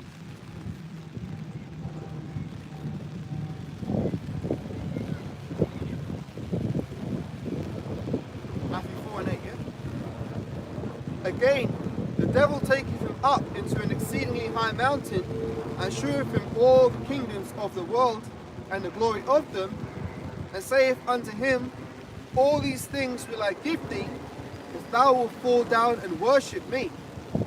Then Yahushua saith unto him, get thee hence, Satan, for it is written, that thou shalt worship the Lord thy God, and him only shalt thou serve. Yeah, so we're privileged now. We have the name of the Lord, Yahweh. Yeah, he is to be. And Yahushua, he saves, he delivers. We're privileged to have that name now. Whereas back, you know, in the times when we were not in this truth, we didn't know that name. We're privileged now, and he winked at us, but we're privileged now to have that name. So when we rebuke the devil, now that's the point though. When we rebuke the devil, right, keep your head on the swivel. I just made that testimony earlier, but there's other things we're going to start to see, man. You know, people jumping out the window that, you know, don't be, even the elder Apostle Ramla said, he was shocked with these two Mississippi guys, but then he said, well, I shouldn't really be shocked. You shouldn't really be shocked. Hananias and Alexander, you know, the names that they possibly could be coming back, possibly in the spirit. But you shouldn't be shocked, and don't be shocked of what may be coming also. Some more things that you try and prepare our mind. Try and prepare our mind not to be shocked of what we might see coming down the path, Abaratazar. But this is what Yahushua did. You know what I mean? He said, and in 9, save unto him, all these things I will give thee if thou wilt fall down and worship him. Then Yahushua answered unto him, get thee hence, Satan, and rebuked him. Yep. Yeah, when you're having your if you get those sleep paralysis or you get temptations whispering in your ear, however it comes, rebuke them. That's right. For it is written, thou shalt worship the Lord thy God, and him only shalt thou serve. Right? And then what happened? Then the devil will leave him, and behold, the angels came and ministered unto him. Yep. That's all I want to bring out for now. All praises to you about Shimon Shai, man. I'm going to hand it over to Caleb. Yeah? Fawada, I can build off what you were just speaking on, Fawada, because it says that the devil left off from troubling Yahushua for a season. So after a season of tormenting him, Yahushua resisted the devil, and the devil ultimately fled from him. And that's basically how we have to be in this world. We're going to get tried by Satan. Now you gave your little testimony example of the guy coming around the car and trying to take a selfie with you. I'll give a testimony of something that happened to myself. Yesterday I went to the supermarket, and I had to go a bit further than my local one because I wanted to buy some cat litter because I've got pet cats. So for those of you who don't have pets or cats or whatever, You know that thing like that, you know? yeah, it keeps going like that. That's It's the third time now. the eldest camera. Yeah. Yeah. So yeah, I had to buy some cat litter. For those of you who don't know or don't have pets or whatever, cat litter is basically like this kind of dust or sand that you put in a box, and the cat will go there and it will use the toilet, and they'll dig a hole, they'll do shit to cover it up. Every so often you empty it out. Obviously you empty it every day, but after a while it will start to smell bad because it will start to smell like piss and urine. And cats are very clean creatures. They don't like to go anywhere that's dirty. So what will happen is if you don't clean it enough, the cats will find other places in the house to shit or abandon because cats are very clean creatures. So basically that's just the thing you have, right? So I needed to buy some new litter, and I had to go a bit further afield because my local supermarket doesn't stock the quantity or the brand that I like. So I had to go a bit further, and when I go up there I tend to buy it in bulk. So I'll buy like 20 litre bags because that will last a long time, and also buy a 10 litre bag of another brand because I mix them together and that stops it from smelling. Like it completely neutralises the odour, so that's the way I do it. So I was up in the Tesco now, and I had the 20 litre bag and a 10 litre bag in the other hand, so it's quite heavy, and I don't drive, so it's a bit awkward, you know. So I went to the self-service, and it was not too busy in there, and as I went to the self-service I walked past there was a Southern Kingdom Jake woman in front of the till point in front of me, and I walked past her and I wasn't even paying attention to her. Now she wasn't a big Shirley because she wasn't big like that. She was in decent shape, but it's still a so-called nigger woman, right? In her 20s. I walked past her, went to the self-service and started to try and scan my items. And she goes, "Oh, excuse me, can you help me please?" And at first I thought, is she talking to me or is she, calling for a member of staff? So I didn't acknowledge her, I just continued what I'm doing. And there was a member of staff standing in the distance. And I thought, well, she got a problem, she'll ask him. Then I heard her again, "Excuse me, can you help me please?" So I turned around and I said to her, "Are you speaking to me?" She goes, "Yeah, can you help me please?" And I was like, I wasn't in the mood for her, I just, "No, sorry, I'm busy," right? And I continued doing what I'm doing. And then the demon, when I started acting up, she goes, and she was on the phone to someone at the time, she starts going, "This is why I fucking hate men. I fucking hate men, and this is why women cheat on men, and this is why women will do stuff like that, and I hate men, I hate men." And I just turned, I didn't say nothing, I looked up at her. Basically, my thing was like, this is why you can't deal with, like, even if you wasn't in this truth, you can't deal with these women, man, because you can't build with that. Basically, because I said no to helping her because I had my hands full with fucking, and she could see I had my hands full, man. 20 litre bag a litre here, 10 litre bag in the other hand. What am I supposed to drop everything and run to help you? And because I said no, all of a sudden now, oh well, this is why I hate men, and this is why women cheat, and this is why women step out on men. I'm thinking, man, so you're gonna go and commit adultery because some random guy and me told you that I'm not gonna help you in the supermarket. So then if you do have a man, you're gonna go home and be like, "You know what, man, I hate men because this man, he didn't help me in Tesco, so I'm gonna commit adultery now because it's my prerogative." This is the mindset that we have to deal with out here. And this goes to show that women are our enemies, man. When do you hear of the Ishmaelite man, when do you hear of the Ishmaelite woman saying that about her man? Or when do you hear about the Elamite woman saying that about her man? Or the Moabite woman, or the Ammonite woman? You see these Jake women, man, they fucking destroy themselves through their own actions. Could you please get me Micah chapter 7 and verse 9, Double Kashar?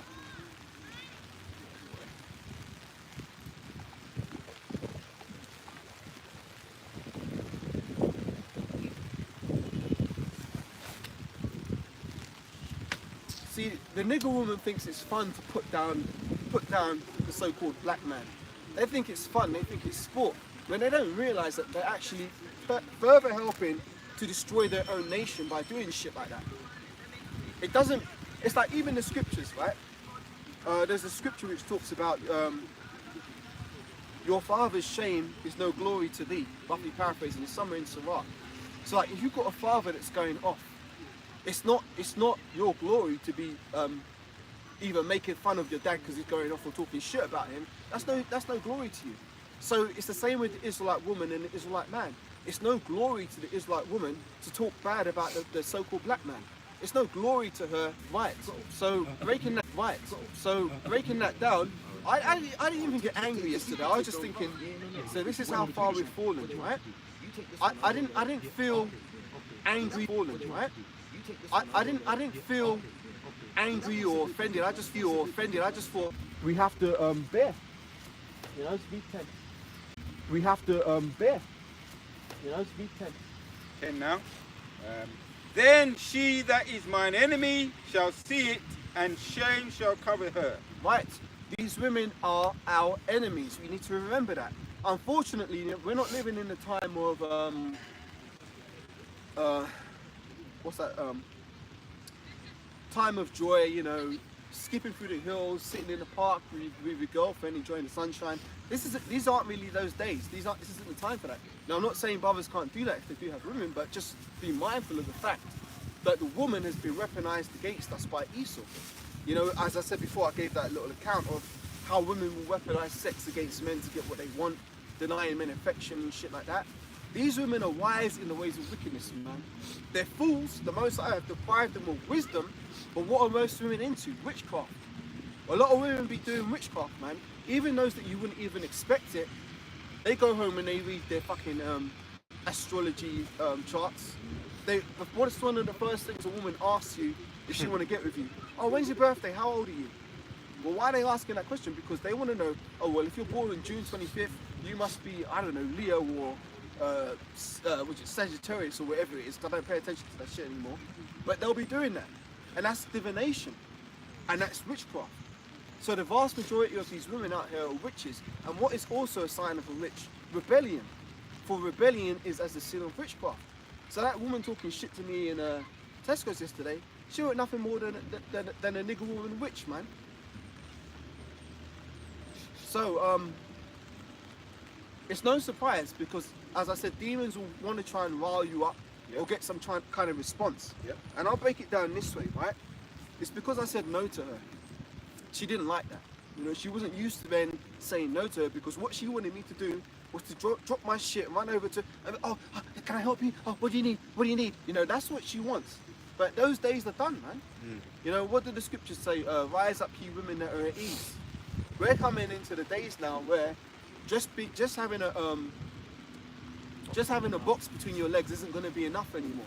Yep. You know, you could get by in your looks and all this shit, but that feminism train has pretty much run off the rails and has come into a crashing halt because men are waking up now. Even men that aren't in the truth, what do they call it? MGTOW, men are going their own way. They're done dealing with the foolishness of these women. And the society is not even going to be able to support these women for much longer because the society is about to fall apart. And when society falls apart, the women are going to become a prey. And in that day, they're going to be wishing that they had a man of the Lord to protect them. But as I said, it goes back to the point, you know, it's because I denied her of something that she wanted. That's why she started acting up and talking shit. But she ain't even really important, man. But it's just a little funny testimony, which, like you had with the guy trying it on with you, with a selfie, you know, demons are going to try it, man. That's why whenever you leave your house, you've got to leave your house with the mental mindset of that, okay, even though I'm not at the camp, I'm still part of this truth. So, even though it's not a camp day, doesn't mean demons aren't going to recognize me. Doesn't mean demons aren't going to try it. And the longer you're in this thing, now I haven't even been in this thing all that long, but I'm just saying, the longer you're in this thing, and if you're growing in the spirit, the demons that are going to come against you, they're going to be growing in the spirit too. Because the little low-level demons that fuck with you when you're first coming around, there comes a point when they can't fuck with you no more. So they have to go away and get 7 demons much stronger to help trip you up in another way, man. So the longer you go, another level, another devil. You know, so the further you go, the more you endure, the harder it gets. This isn't a thing that it gets easier over time, it gets harder. Because as the saying goes, you know, in the world, the higher you climb, the harder you fall. You know, so we have to be mindful of that and always have to be on our watch, because we are called to be spiritual watchmen. Now, speaking of being a spiritual watchman, you know, the big thing this week has been about certain men crept in unawares. You know, there's certain men that are going to try and come around and try and stir the pot. So stir the pot, as the saying goes, right? Please read me Jude 1 and 4, if you can, hurry up, sure. And this is nothing new, right? This is nothing new. Brothers should know this. Brothers shouldn't be too complacent in being watchful for the enemy, because, you know, you can't be complacent. The devil's going to be very subtle the way he tries to infiltrate things. Read it out. Yeah, 4 says, Jude 1 and 4 says, for there are certain men crept in unawares, who were before of old ordained to this condemnation. Right, so there's nothing new under the sun, right? Nothing new under the sun. So there's going to be certain men crept in unawares in this time, because there are certain men who are trying to trap Yahushua in his words, 2,000 years ago, so that they could try and bring some kind of charges against him and his disciples. So it's the same thing now again. They're going to try and bring charges against us. So you had this fucking guy coming out. What did he call himself? His channel, Army of Israel. And he had that stupid logo, which, you know, brothers have broken down, ties to the Brotherhood of the Muslims. And he's there, he's there trying to open his video saying, Shalom, Yahweh Hashem Yashad Barakatah.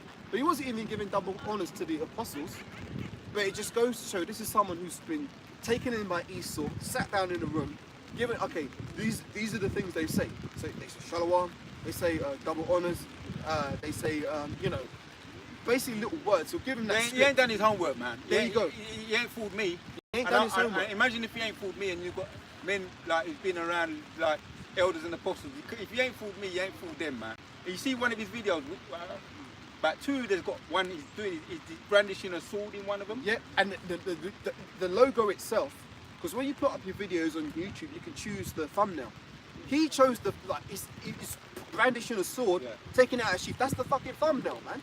And then another one is shooting an AK, was it AK-47? AR-15, I think it's AR-15. Doing tutorial on how to use the sight on the AR-15. What the fuck has that got to do with the scriptures, man? What the hell has that got to do with edifying anybody? How does showing someone how to shoot a gun edify anyone? That's Esau's blessing, not ours, man. Bro, he's putting the weapon over the Lord. Well, there you go. This is the thing. Yeah. Look, man. Weapons are warfare of carnal. Well, this is Ephesians 6 and 10 and down. Right. People who use weapons, right? Really, a lot of times they're putting themselves at a disadvantage, because they're basically saying, I don't feel like I've got enough in me to defend myself. I need to rely on a particular tool, right?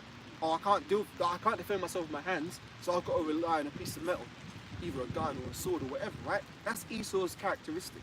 He couldn't beat Jacob in a one-on-one fist fight. That's why he was getting bust up in the room. So Esau's blessing is the sword. It has to be, because that's what he needs to equalize against Jake. But we're going to overcome that with spiritual power in the end. But my point is that if you're a man of the Lord, supposedly, and you're putting your trust in a weapon, that means you have not got any faith. Because if you had faith, you believe that the Lord would defend you, that the Lord would be there for you, and he'd keep you, preserve you from the evil. When you're then thinking, oh, well, I need this gun, you're putting your trust in the gun, man. And it's like the Egyptians, they trusted in their weapons, man. And what did the Most High do? He drowned them in the sea. So we're not supposed to put our trust in any weapons. Now, that's not to say that a man can't own a gun and he can't own a sword. He can own these things, but what's that got to do with teaching in the ministry? Keep that shit to yourself, man. Like, for example, a lot of brothers in this truth have different hobbies. You know, some people might like cooking, some people might like painting, some people might like riding a bike, right? Whatever those are, those could be your pastimes. But we don't use our channels to do videos on how to repair a bike, or how to bake a cake, or how to go and climb Mount Everest, because that's got nothing to do with the ministry. We're here to preach the word, to be instant in season and out of season, to rebuke, to exhort, to reprove. That's what we're doing. We're here to prophesy, man, not to do tutorials on how to shoot guns. Bring it out. Yeah, he's got it. Bring out, and then Okay. I've got one after. You bring out yours. 2 Corinthians 10 verse 4 to 5. For the weapons of our warfare are not carnal, but mighty through the power to the pulling down of strongholds. Right, so what stronghold are you going to pull down by brandishing a knife on your YouTube page? Do you want to be acting like Crocodile Dundee? Oh, that's not a knife. This is a knife, you know, bringing out a bigger one. It's like, that's not buying anybody. And it's basically, he's been exposed because really he's there to try and associate us with the militant T groups out there. Yep. And to try and paint us as if we're going to be looking to go to war with Amalek. Yep. Because what Esau's trying to do is stirring up that conflict in the Middle East, and he's trying to paint out that anybody who's not on the side of those JOOSs is anti-Sem. So the whole anti-Sem thing is going to be one of Esau's cards, and he's going to try and play against us. But we are ourselves from Shem. It's not S-E-M, it's Shem, right? And there are many nations that are from Shem. You've got us, which is Israel. You've got Edom, they're from Israel, from Shem. You've got Moab, they're from Shem. Ammon's from Shem. Ishmael from Shem. And you know what's really interesting about that conflict to the Middle East as well? Is that it's two descendants of Abraham that are fighting over the land. You've got the Ishmaelites, they descended from Abraham. And you've got the Edomites, they also descended from Abraham. So they're fighting over that land, but that land isn't for them. That land was Jacob's portion. Esau got his portion, it was Mount Seir. Ishmael got their portion. But you see, because they're trying to take the name of Israel out of remembrance, they're all trying to claim that land for themselves, because they know, according to prophecy, when the true Israelites return to that land, there will be peace on earth. So, yeah, I've got a picture. Yeah. just one more sentence I'll give it to you. They know that there will be peace on earth. So in order for their kingdom to stand, Israel has to remain destroyed. So what they've seen over the past 2007, maybe 15 or 16 years of the apostles being on YouTube, maybe a little bit longer, they've seen Jacob rising up, and they've seen Jacob coming out of the darkness of confusion that we've been under for so long, of not knowing who we were, thinking that we're black men or Hispanic men or, you know, Mexican or Argentinian. We're coming out of those what do they call them? Proverbs and bywords, and we're reclaiming our heritage. And that's what's really detrimental to Esau's empire. So that's why he's stirring up now the propaganda train in order to demonize us. And he's trying to get agents like that stupid motherfucker to stir the pot. Carry on. Yep. Read on. Isaiah 54:1 says, "No weapon that is formed against thee shall prosper, and every tongue that shall rise against." Because you could talk about weapons, right? And you could talk about no weapon that is formed against us shall prosper, and every tongue that shall rise against thee. Because remember, with all these other, we want to call them, man, these people that came up and blasphemed against us, or was trying to use circumlocution. The example, he's still around though, Volcat Malone. And there's another one. There's been quite a few of them. Dr. White. There was one after that, Dr. Brown. Even from going back from the time from quite a while, man. Yeah. So they all, no weapon that is formed against us shall prosper, and every tongue that shall rise against thee in judgment thou shalt condemn. It's not going to work, in other words. And this new guy who is trying to put that vibration out there of that, we're associated with the, because that's the same thing what Volcat Malone was trying to do. Yeah. Because remember, before he was talking to us, when he wasn't talking to us, it was the Muslims he was dealing with, talking to, and then when he wasn't dealing with them, he was dealing with us. So we're trying to associate us with them. Well, that's the whole point, because Yeah. there is such a thing as being guilty by association. That's why we're not having any affiliations or unity camps or any bullshit, man. You know, them days are past, man. Yeah. And this is the point. Brothers need to fucking get their heads out the clouds and realise that there are some fucking unscrupulous sacks of shit who want to come around and act like they're about the truth, but they ain't. Really, they're just trying to gather intel. Yeah. This isn't a game, man. This isn't a social club. This isn't a thing where we get together and we all have a hug and read some scriptures and go home. No, this is real shit, man. This is real shit, and it's getting more real as the time goes past because we're coming closer to the end now. Yeah. And as with any good film, all the action and the drama happens in the third act. So we're coming into the times now where shit's really going to start to hit the fan, and we've seen it through certain men. You know, there's been a lot of men who recently have been bugging out.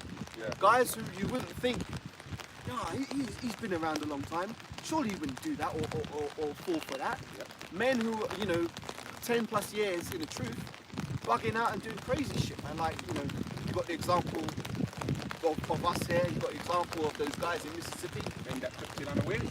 That's what we read in June.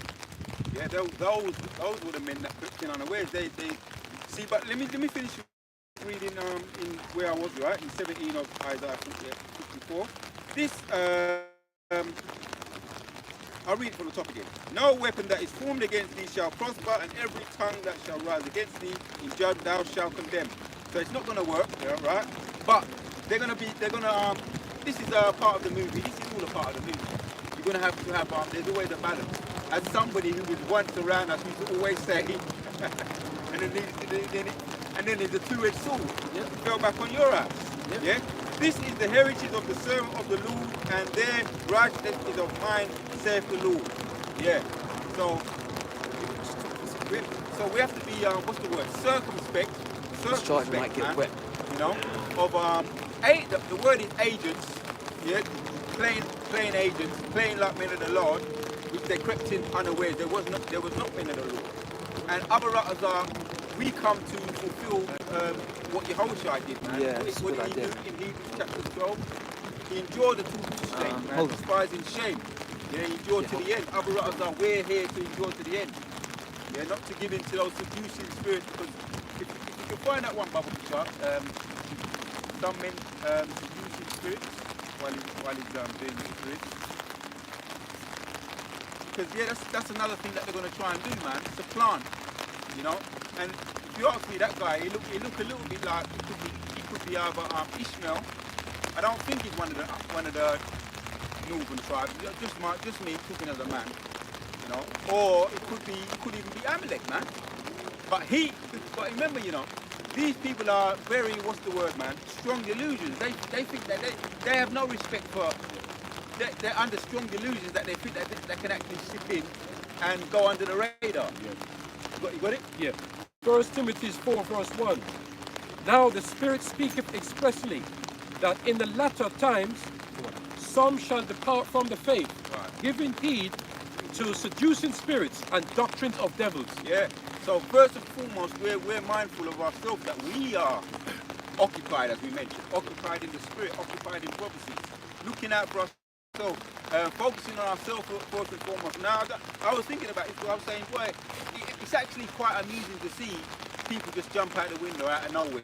Yeah. Right, just like 1 minute it's a gradual thing, obviously. Inside it's a gradual thing, and then next thing you know, boom! They're the only ones with the true name of the Lord. Come out of the blue, jumping out the window with it. So now we're mindful that we have to start. It's the foundation, man, to grow in this truth, man. Yeah. And the fear of the Lord. That's the key, man. The fear of the Lord, because as one of the elders was saying, you can what's the word? You can puppet things. Some brothers are very good actors, and that person that was once around us, he used to say the same thing. He's an expert actor. If you remember, he used to say that people are very good actors. Yeah. That's now look, Ken fell back on your ass. No, I just bring this back to this arsehole army of Yahushua, right? Because a lot of brothers got onto him, myself included, doing videos rebuking him. Now, this is the thing. If you were sincere, and what's that got to do with anything? No, that's because he's not here. No. He's not here to listen to what we got to say. He's here to push a fucking agenda, man. And don't be surprised when more offshoot wayward guys like that start popping up. Nah, man. They've got agents working in fucking every city of the world, man. Esau's expert at this, man. Look at how many governments he's influenced, right? And we shouldn't be giving him an easy pass. We shouldn't be making ourselves easy targets, man. Precept when you're ready, yeah? Bring it out. Yeah, so this is 2 Thessalonians 2 and 3 says, let no man deceive you. I'm going to go up. I'm going to go up from the top. From the top says of 2 Thessalonians 2. Now we beseech you, brethren, by the coming of our Lord Yahushua Mashiach, and by our gathering together unto him, that ye be not soon shaken in mind, or be troubled, neither by spirit, nor by word, nor by letters from us, as the day of Yahushua Mashiach is at hand. Let no man deceive you by any means, for that day shall not come except there come a falling away first. Right. That falling away. Some people, a lot of people, well, some people. So we're preparing our mind. This is what he's doing. This is the letter. Preparing our mind, saying, don't be shaken, man, for what you're about to see. Yeah? Let no man deceive you by any means, for that day shall not come except there come a falling away first, and that man of sin be revealed, and the son of perdition, who opposeth and exalteth himself above all that is called Yahweh, or that is worshipped, so that he is God, sitteth in the temple as God, showing himself that he is God. Well, that's what Esau's trying to do. He's trying to take any knowledge of the Most High from the face of the earth. And what's one of the main things that signifies that the Most High exists? His people, which goes back to Mount Zion, which means monument. The fact that we exist as real Hebrew Israelites, that's detrimental to Esau's whole narrative. So he has to come against this thing and try and bring it down, because his narrative is that he's trying to push that they're the chosen people, that the birthright belongs to them. Okay, Karen, just give me a second, right? Yeah. This goes right back to Genesis, the strife between Jacob and Esau. Really, it goes back further than that. It goes back to Genesis, the 3rd chapter, when Eve was deceived by the serpent in the garden, which was a man with a serpentine intelligence. And then you had them coming back through the loins of Adam and Eve in the form of Cain. So this strife, this whole controversy, as it said in 2nd Ezra's, when shall be the ending of these things and the parting asunder of the times? What did you answer? You said from Abraham to Isaac, when Jacob and Esau were first born, Jacob held first the hand of Esau. So that's signifying that we are indeed going to pull Esau out of power when the time comes, and that time is sooner than we think, because as I said earlier, Esau's fronting like he's got all the time in the world. What is that? Is it that song by that guy? Is it Louis? We got all the time in the world. I can't remember the guy's name, but a famous singer, Jake Singer. He sang that song, "We got all the time in the world." He's saying, "Got all the time in the world, man." He's trying to convince you that, yeah, he's going to be here till 2040 and 2060 and 2082. He ain't got that long, man. He'll be lucky if he's got 5 years left on the clock, man. That's why they're moving at breakneck speed to try and push their agenda 2030. It's not because they just picked a random date and thought, oh yeah, we'll just do it in 2030. No, it's because they know that Yahushua is coming back. And we see the chariots, man. You best believe that Esau sees the chariots even more than we do, because he's got the technology to actually look in and see these things up close. See, he sees, like last week, for example, at the lineup, we had a whole fleet of chariots flying over our heads. We had a whole fleet of chariots flying over our heads last week. You don't think Esau doesn't see that? If Esau's monitoring his airspace to see when foreign enemy jets are entering into their airspace, how does he not see the chariots, man? He sees these things, he knows. And so the elites, they know, and they're basically bricking it, man. When I say bricking it, I mean they're shitting themselves. They're literally shitting themselves, quaking in their boots, not knowing what day or what hour Yahushua is coming back.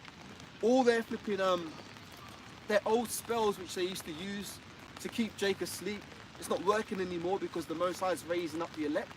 The elect are coming out of that spiritual amnesia, and we're waking up and we're standing up on our feet as pertaining to Revelation 11. Don't think the elites are not afraid of us. See, the regular people, they're not afraid of us because they don't know what we represent, because they're ignorant of prophecy in the times. They just think, oh, it's just them red guys, those black guys wearing those long garments. They don't realise the significance of the prophets being back on the scene, man. Because before the Most High is going to destroy a kingdom, you always have his prophets there prophesying about it first. Could someone get me Jeremiah 28:8, Brother Bishop? Let me know. Yeah, finish it. You want Jeremiah 8:28? No, 28:8. Prophets that have been before me. 28:8. Jeremiah 28:8. Reading Jeremiah 28:8 says, "The prophets that have been before me and before thee of old prophesied both against many countries and against great kingdoms of war and of evil and of pestilence." Right, and what happened to all of those kingdoms? What happened to ancient Egypt? What happened to ancient Babylon? What happened to Medo-Persia? What happened to the Greeks? What happened to the Romans? They all fell, man. And this nation's not going to be any different. This nation's not going to get any special pass because Esau's lying about the history of it and trying to keep people asleep. No, and this nation's going to fall just like the rest of them did. And the kingdom that's going to come on the earth is going to be the kingdom of the Israelites, which is going to be led by Yahushua and King David. Those people, those small hats are running around in that land, man. They're clearly not the people. Because if they were the people, there would be no more wars, man. We'd have beaten our swords into plowshares and there'd be war on the earth no more. And the people would be going over to that land to learn of the laws, statutes and commandments. Nobody's going over to that land to learn them things now. So they clearly ain't the people. So this is all the beginning stages of the Most High bringing about his master plan of essentially destroying this last kingdom and bringing back Yahushua and establishing the kingdom of heaven on the earth, which is going to be ruled by us. Go ahead, Brother. Are you finished, Aria? Yeah, go on. Yeah. Amos 9 verse 2. Though they dig into hell, thence shall mine hand take them. Though they climb up to heaven, thence will I bring them down. So basically, So lucky, I missed it. Do you want to speak on it? no, you go. Read it again, because I was... Amos 9 verse 2. Though they dig into hell, thence shall mine hand take them. Right, so why do you think Esau is building these fucking underground bases and bunkers? Because they know that the nukes are going to start flying, man. And their plan is, look, man, we'll have all hell break out on earth, then we will rise from the ashes like a phoenix, because that's why they love the symbolism of the phoenix. You know, the phoenix rising from the ashes, the flames. That's what they think they're going to do. They think they're going to have some great revival where they're going to come out of their caves and rule the earth, and they're going to have us in some perpetual slavery underneath them. That's what they're thinking, and that's what they're what do they call them? They're monthly prognosticators, they're soothsayers, they're witches, they're warlocks. That's what the demons are telling them. They're telling Esau, yeah, you can do this thing, you can win, not realizing that the Most High's got them in a trick bag, man. Everything that they think they're going to do is going to fail. And that's why they're failing right now, man. They ain't even on track for their Agenda 2030. And we're pretty much at the end of 2023, man. So Esau's got 7 years to fulfill Agenda 2030, but this is just me, I'm just speaking as a man. I don't even think he's got till 2030, man. He'll be lucky if he's got 4 years left on the clock, man. Because this society, it can't sustain itself. Or even two. There you go, the weight of this truth has crushed this man's empire. That's why this nigga coming out now, brandishing his fucking sword or his AK, like, dude, man, we're doing more damage to Esau's society through the word than you could ever do with a fucking gun or a knife.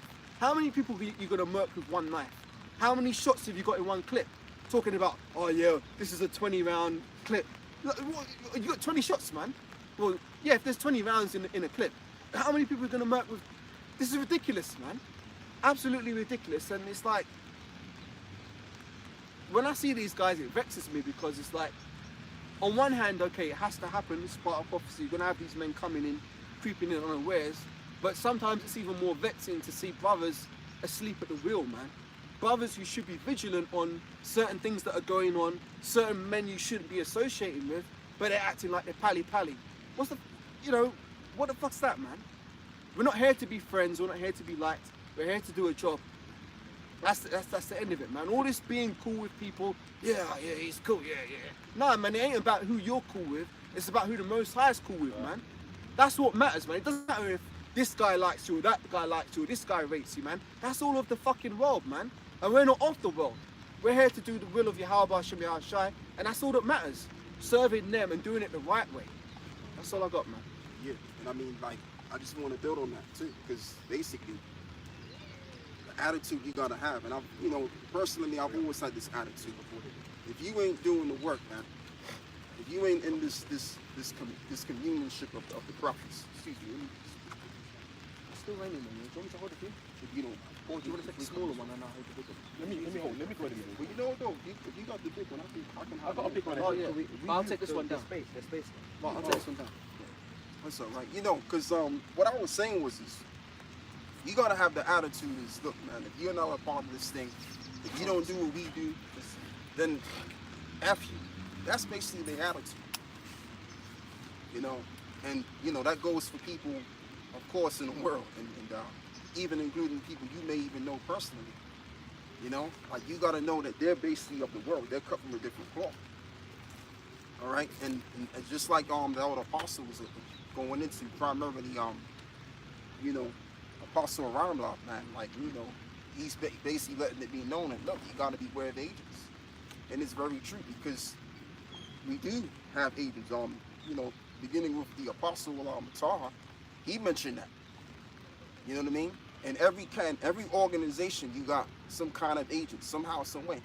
You go back in the the late 1970s, they found out eventually that COINTELPRO was basically involved in the Black Panther Party.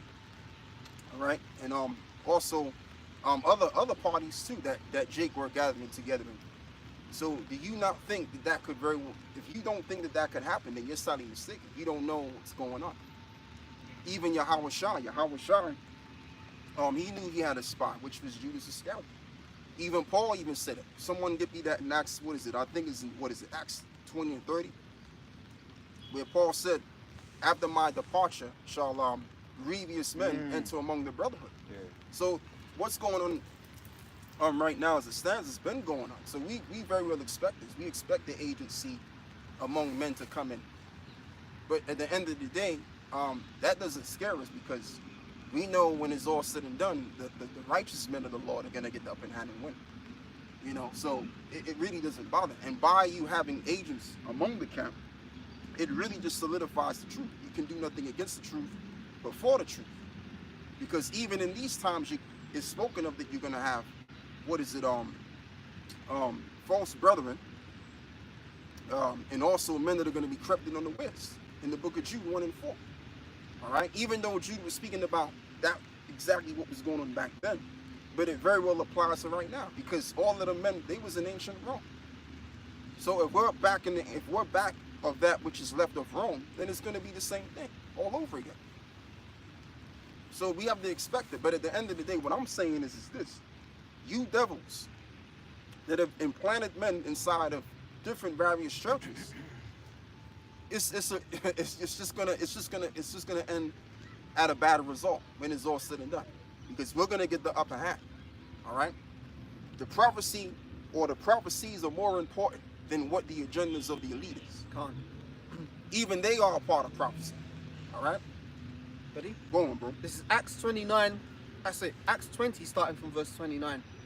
For I know this, that after my departing, shall grievous wolves enter in among you, not sparing the flock.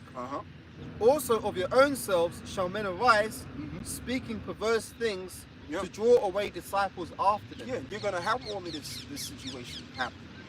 All right, you're gonna have men that's gonna come in as agents, false brethren, whatever you want to call them, and you're gonna have certain men that's gonna come into the church and speak the words that we speak, convey the message that we convey, and then all of a sudden they go right into the abyss. They leave the brotherhood and they start their own little thing. Just give them, a year and a half, and you don't even see these guys anymore. But let's just back up a little bit. If you give these niggas a year, they'll change the doctrine up. And then it's basically convincing the eyes of the righteous that they were never really of us anyway. That Satan really basically got them by the balls now. Spiritually, I'm talking. You know, so that's just how it goes, man. Appreciate it. That's just how the shit goes. Go on, brother. So chapters 4 and 22 says, accept no persons against thy soul, and let not the reverence of any man cause thee to fall. Yeah, you can't just accept anybody. Again, you know, brothers is going into the whole nice guy thing, right? Nah, we're not going to be nice guys. We're going to be very vigilant. We're going to be very circumspect. And if you don't like it, then that's just tough titty, man. It is what it is. Really, what brothers really need to be doing is understanding our position, rather than looking at yourselves and you know, getting upset about certain things. You got to understand where we're coming from, because we're enemy number one. All right. So at any given moment of time, as it is also written, that the persecution is going to come and arise. Yep. Right? That's in, what is it? Somebody give me Matthew's 5. Matthew's 5. And I think it's in, what is it? Verse 18 or somewhere. Blessed are they which are persecuted for my name's sake. So that's coming. Why is that even mentioned? Because Yahushua knew that the disciples of his, which are back here again, somehow, some way, are going to come in this time to what? Suffer persecution. Yep. Go on, my brother. Matthew 5:11. Blessed are ye when men shall revile you and persecute you, Yeah. and shall say all manner of evil against you falsely. And it's not a bad thing that we have agents. It's not a bad thing that we're going to be persecuted. It's actually a good thing, because we're going to be afflicted, likely, in comparison to the everlasting glory we're going to receive. But just to get that, we're going to have to go through it. We're going to have to go through it, and we expect it very, very much so. All right? Only thing that we know is this, is that it's going to be the Lord doing it. All right? So all of you agents out there that's in camps and organizations, guess what, man? Listen, we're not getting scared out here. None of us are getting scared. All right? At the end of the day, all of you dudes that's among these different organizations and all of that, you're wasting your time, man. Because ain't nobody gonna do nothing. We done made our message very clear. Okay, we're gonna play our part. We're gonna be good citizens of society. We're gonna pay our taxes and everything. We're just regular folk. You ain't getting anything out of us, man. All right, brothers talk about the same shit that the average folk talk about. What are you gonna get out of us? You ain't gonna get shit. And the fact of the matter that Esau knows that we're that we're a non-violent group. Right. He gotta insert motherfuckers inside the church to do some stupid shit. Yep. Like waving an AR-15 in the gun range.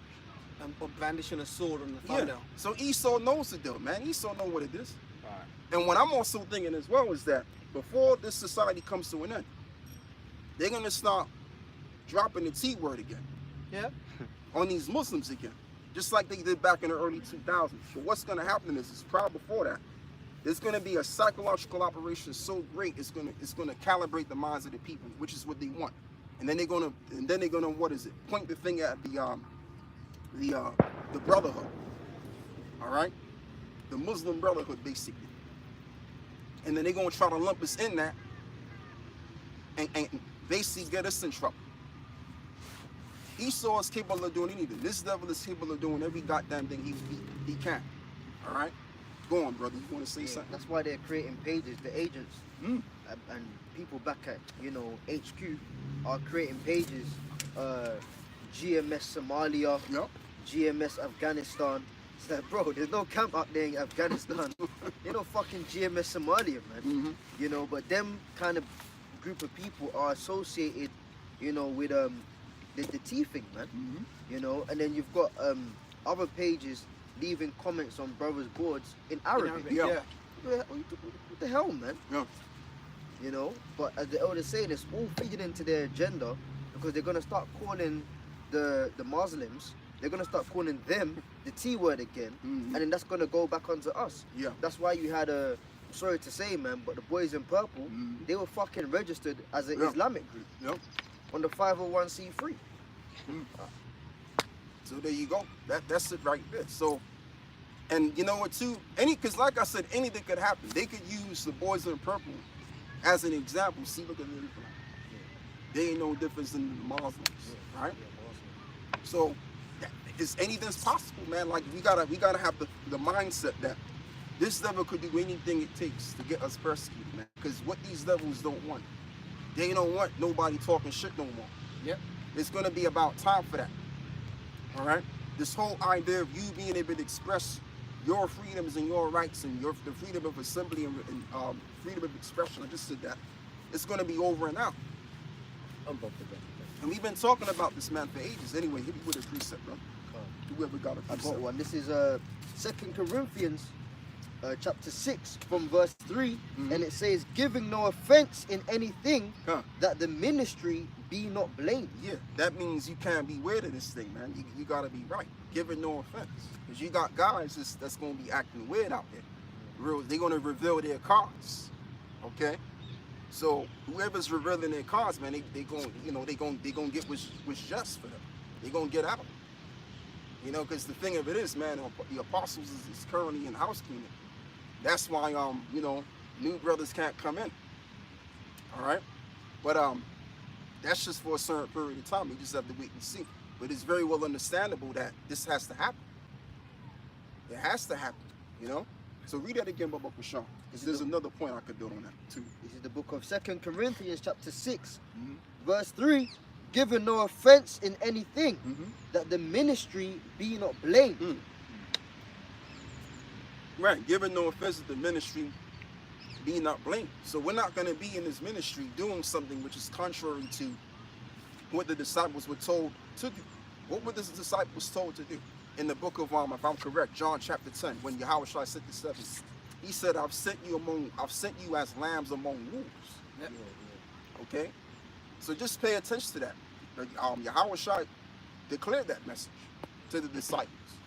So what is a lamb going to do? How can a lamb defend itself when it doesn't have any carnivorous nails or teeth to defend itself? It's defenseless. It can't do anything. All right? So that's the attitude that we're operating in this ministry. You know, we're not going to be causing no kind of turmoil, alarming the stresses, provoking people to anger, you know, out there looking to, you know, be a brawler. That's not the spirit we come in. No, all we do is simply teach the ministry, and Esau knows this. Read that again, Baba Kushar. Go on, brother. If I may, Elder, even in like our personal lives, you could come to the camp and you're well behaved, or I'm well behaved, and there's an agent following you around, acting like a fucking clown in your like on a Tuesday. Well, you go with them guys on Saturday and do that, but in the week you was doing that. And then you ain't got answer for it. So the ministry goes further than just coming to the camp and the videos. Really, the ministry is our whole lives, man. Because the scripture says your adversary, the devil, as a roaring lion, seeking whom he may devour, man. You know, we had a person over there taking photos on a professional camera earlier. It's like, well, yeah, that happens at the camp, but that'll be happening in the week as well. You know? And sometimes, too, people be taking a picture of you as you're walking down the street. Too, by yourself. So the thing of it is, in this walk, being in this truth, we have to be on point. You have to be on point. You can't get caught in situations you don't need to. That's why the scripture says, if it be possible, be at peace with all men. Why did the Lord say this? Because the Lord knew what situation we was going to be in. That we were going to be watched. All right? The devil is going to watch us, but guess what? The angels of the Lord are watching them too. But we just got to keep that in mind. That you're being watched. Don't think for 1 second or 1 millisecond that you're not being watched. You are being watched. Down here in London, to be exact, it's almost about 700,000 cameras in activation. So you are being watched, bro. London's the most surveillance city in the whole world. Absolutely. In the whole world, not just in the UK, the whole world.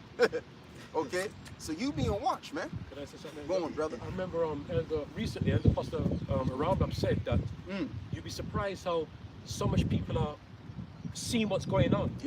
And you're gonna also have agents, right, that see you and as you think they're with you, right? But you actually have agents that are because so much videos are going out. Do not think that a lot of people behind the scenes are not watching. Right? So they're watching and they're actually seeing who's actually in the ministry. And like I said, they could be following you, doing everything, carrying news, building up a tab, whatever, you know? You just never know. You just don't know. And then if there's no cameras, if there's no cameras checking you out, you got them helicopters checking you out. You know, me and this brother, we was sitting over there, and this black ass helicopter just came right in front of us, man. Military helicopter. Yeah. Like the ship was blocked. So, you know, we was about to move. So I said, look, we ain't moving nowhere. Because the scripture says, what is it? Yield passive, you can somebody give me that. That's a sentence, right? In the Bible. So that's why we didn't move. But the point that we're making is that you're being watched, man. We know this. honest. And the thing of it is, if Esau is watching us, we ain't gonna do nothing anyway. Exactly. Because we ain't got no power to do anything. What the hell are we gonna do? Well, what is it? Go run up in tent down the street to do what? Come on, man. They tried that a couple of years back, getting some Jake to go up to what was it, Buckingham Palace with a knife. Yeah. Years ago they tried that shit. Down, man. Yeah, but he was a fucking agent, and That same Oh, guy yeah, came to the camp. he came to the camp, Yeah. and Elder Omar cursed him out.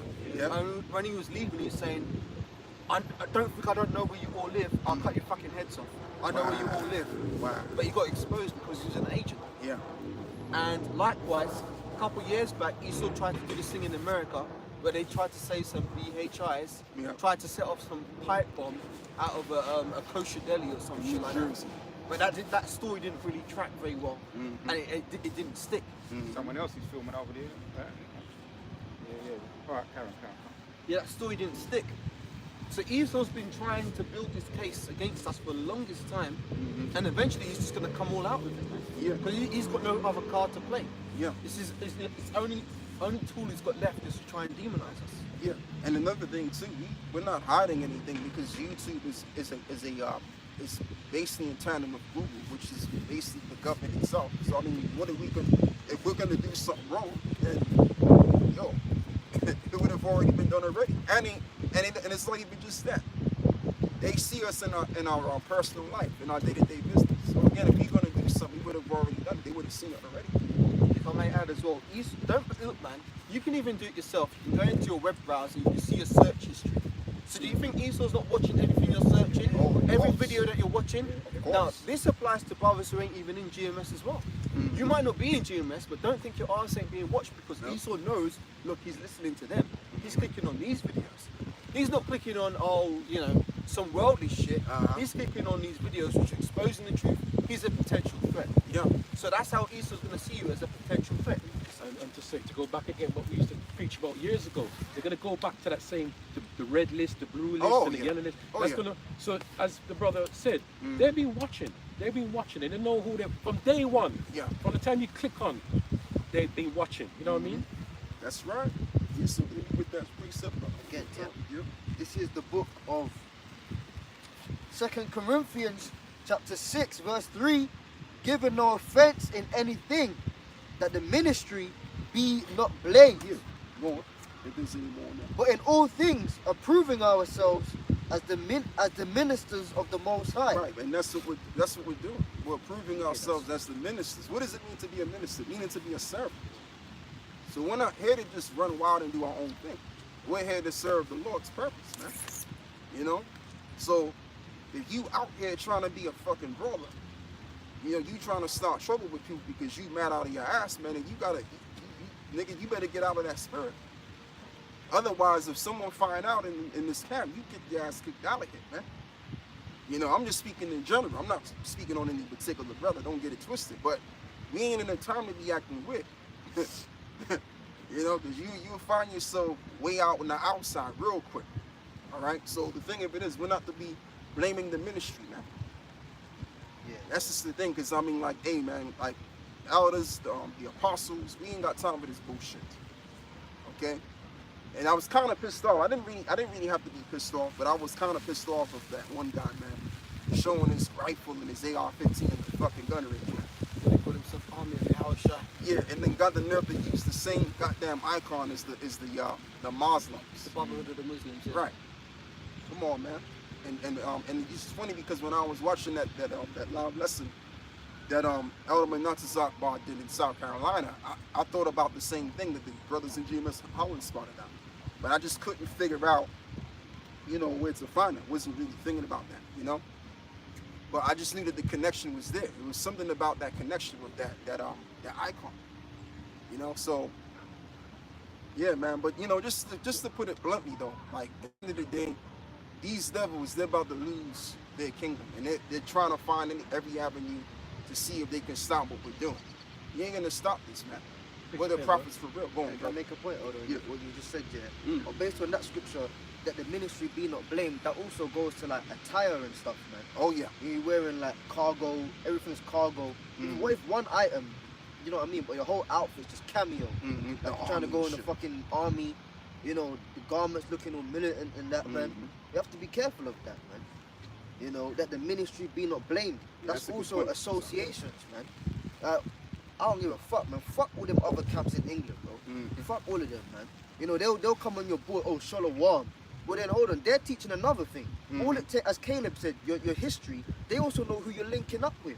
They know your primary school friends. They know your secondary school friends, man. They know your boss at work. You know, they know the new employee that just came after you. They know your whole circle, man. So you think they don't know, oh, well, he's cool with that camp. And that camp teaches this. So automatically, he's in GMS, but he teaches the same thing. Be careful, man. That's right. And that's probably, and you know what too as well, since you said that, maybe them niggas could be agents too. Because why is it that all of a sudden, these dudes is just looking weird out here with the militant look? What's up with the militant look? You know, and just trying to sound aggressive and shit. What's up with that, man? So, you know, you got to look at that as well. It may look cool because, yeah, you know, people are waking up, but bro, like you got certain people out here that's gonna be used to stage some kind of psychological operation and then blame the whole fucking ministry. Like this nigga we know, man. I ain't gonna bring his name out there, but he went over there to where them Amalekites was at and called themselves doing A, B, and C. And you know what I'm talking about. Agent provocateurs, they call them. Yeah. So you got certain guys that were, you know, among the brotherhood, but they were out. They got kicked out because they were fucking right anyway, but they still out there. Yeah. All kind of situations, man, going on. That was it on the Corinthians. Yeah. You're going, bro. Proverbs 19 verse 21. There are many devices in the man's heart. Oh yeah. Nevertheless, the counsel of the Lord our power that shall stand. Right, and that's really the point that I want to build on this. Well, I want to get back to this point. I forgot about it, right? The point of the matter is that what's happening right now is already set up to happen. This is the Lord's story. This ain't no man's story. This ain't Esau. Oh yeah, let me figure a way on how to bring an end to all manner of variations of organizations that speak up against government. This is the Lord's plan. You're not going to stop this truth, Esau. Actually, as a matter of fact, you are a part of the truth. You're just playing the bad guy. Okay? Somebody pulled the scripture out in Proverbs somewhere where it reads, man's goings of the Lord, and how can a man then understand his way? But read that again, Baba Pashado. Proverbs 19 verse 21. There are many devices in a man's heart.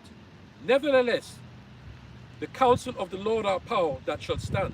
And this is the point. The counsel of the Lord that shall stand. Look up the word counsel in the Hebrew.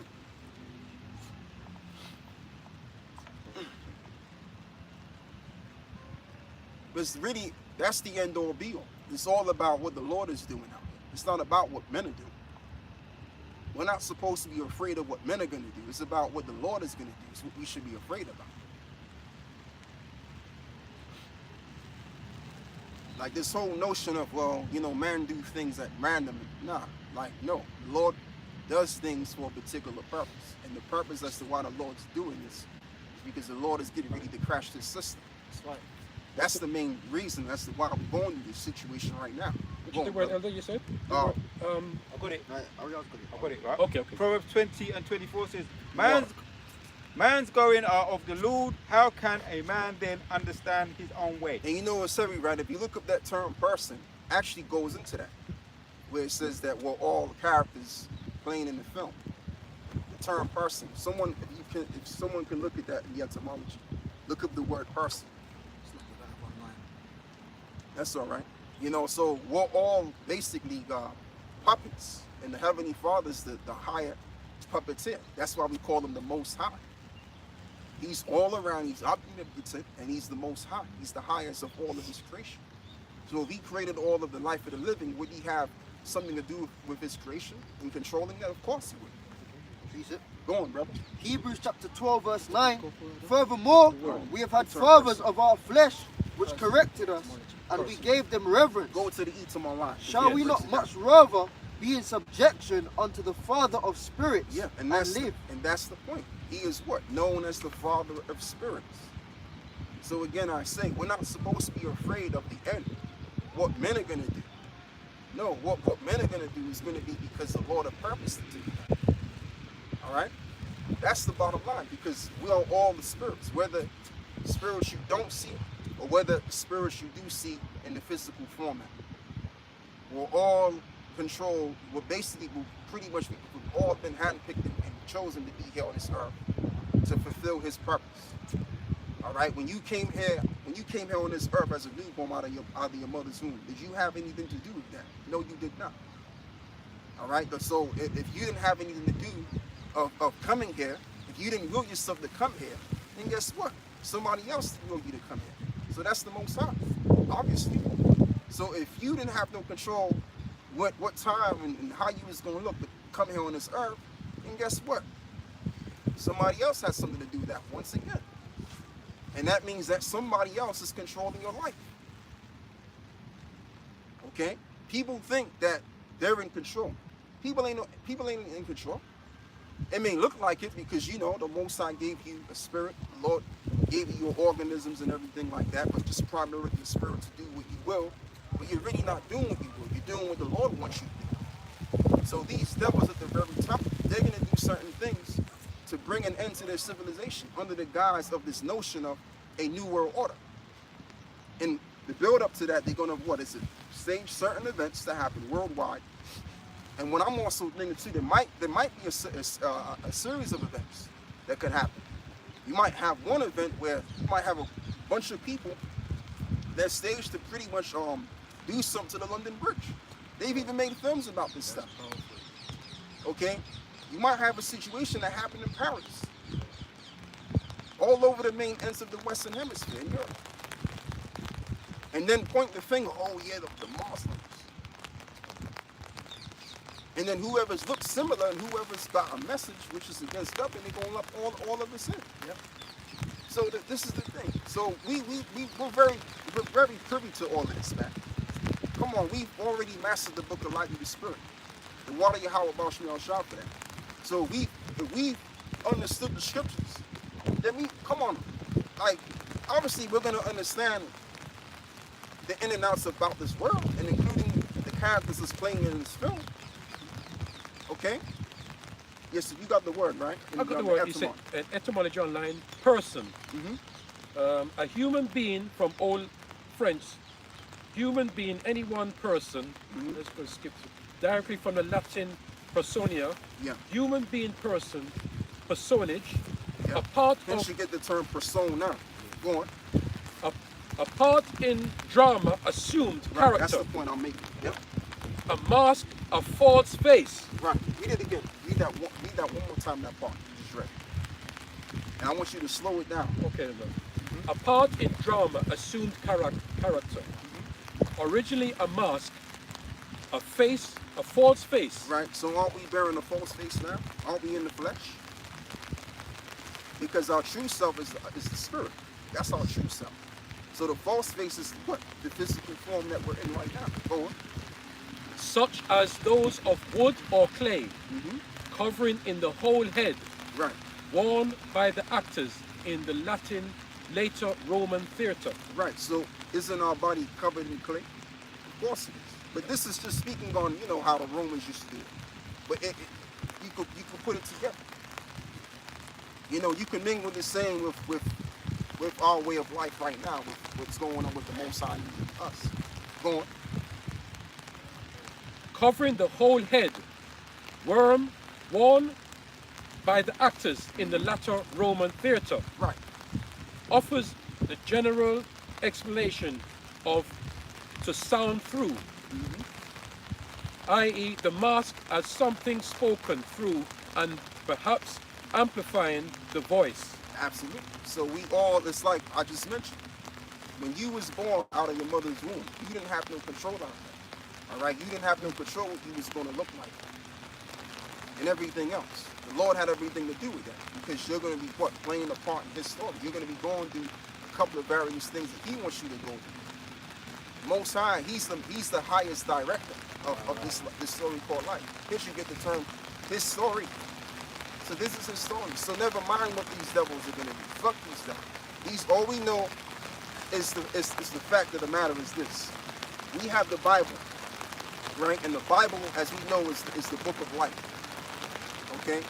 And the Bible speaks about many different various things concerning the prophets. The prophets had visions of things that was going to come. Okay, just like the example, when you watch your television, what are you seeing? You're seeing motion pictures. All right. So even the prophets saw things from their mind, basically their mind, and the Most High pretty much showed them these visions of things that's bound to come to pass. Can I say something there? Go on, brother. What you said is beautiful there, because the Bible, what we use, and the word Bible is basic instruction. What's it again? Basic instruction before leaving earth or something like that. Yeah, something like that. So that's what we need. We need the scriptures for that. Yeah, instruct us. Yeah, and I just wanted to say this too. You have the storyline. You know what's getting ready to come and happen. So this is all a part of it. The whole agent thing, the whole Esau working us up to persecute us. It's all a part of the story of the Lord. It's called drama, brother. Go on, brother. Proverbs 21, this is what you just said. 21 and 1 says, the king's heart is in the hand of the Lord. Yes. As the rivers of water, he turneth it with wheresoever he will. Absolutely. So if the Most High's hand is in the heart of the king, how much more regular average ass that? Come on now. So we're all being controlled by the Lord to fulfill a certain purpose on this earth. So that's why we gotta fear the Lord, because the Lord can turn you into a king. The Most High can make you a righteous soul, and then basically you have to do a 180 spin over, like my man, what is it, King Saul? King Saul was riding the right kind of way, but then he turned around and became a demon. And then eventually he went even more worse. He considered unto the witch of Endor, trying to get Saul back. Samuel, excuse me. The water, brother. He trying to get Samuel back so that he can get back in the Most High's good graces. So this is his story, man. So the point of the matter is that we ain't got shit to worry about. As a matter of fact, we should be actually happy inside. Because I'll tell you the truth, man, my worst nightmare is this, is that we gonna be here for another 10 years.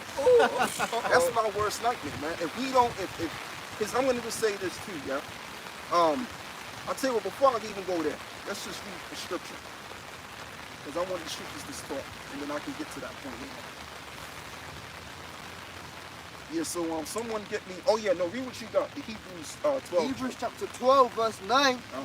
Furthermore, we have had fathers of our flesh, which corrected us, and we gave them reverence. Right, and you gave them reverence. That's our parents. You gave your parents reverence. They that have raised you, they that have brought you here on this planet Earth. Okay, through the act of sex. Go on. Shall we not much rather be in subjection? So how much more so should we much rather be under the roof? Go on. Unto the Father of spirits and live. Unto the Father of spirits and live. So we're serving a power that's basically the Father of spirits, the Father of life itself. Hence his name is called, he is the existing one. So when we came to this truth, it's like I was watching a live that the apostles did. I think it was last week. And Apostle Hall broke down Ezekiel, what is it? There was a particular verse in Ezekiel 37, the word breath. Now the word breath is basically half the Most High's name, right? The term Hawa means what? Exist or existing one.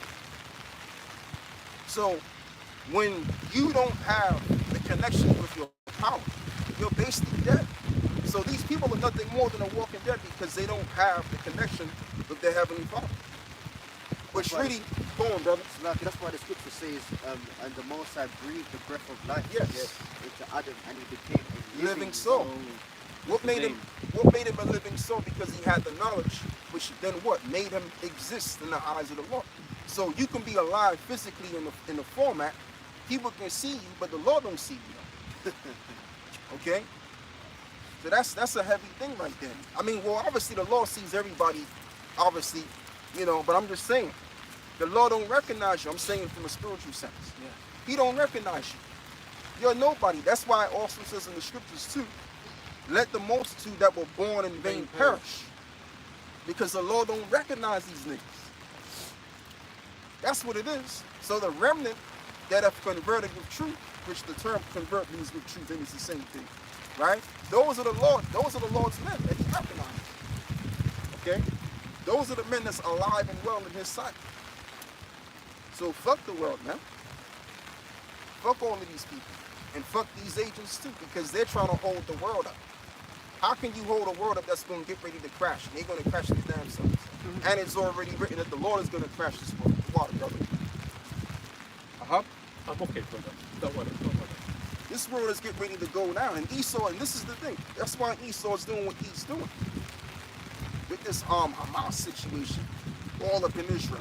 Why is he doing that for? Because he knows he's going to have to get going, man. Going, bro. There's another point as well. They've increased police presences in a lot of small hat communities now as a result of this. So what they're really trying to do is they're going to push a lot of anti-Sem rhetoric in their media, and they're going to try and brandish us as being anti-Sem as well. Yeah. So you can see Esau's setting the pieces up on the board to play a certain angle. Dr. says we're born in Golden Green, you know that area.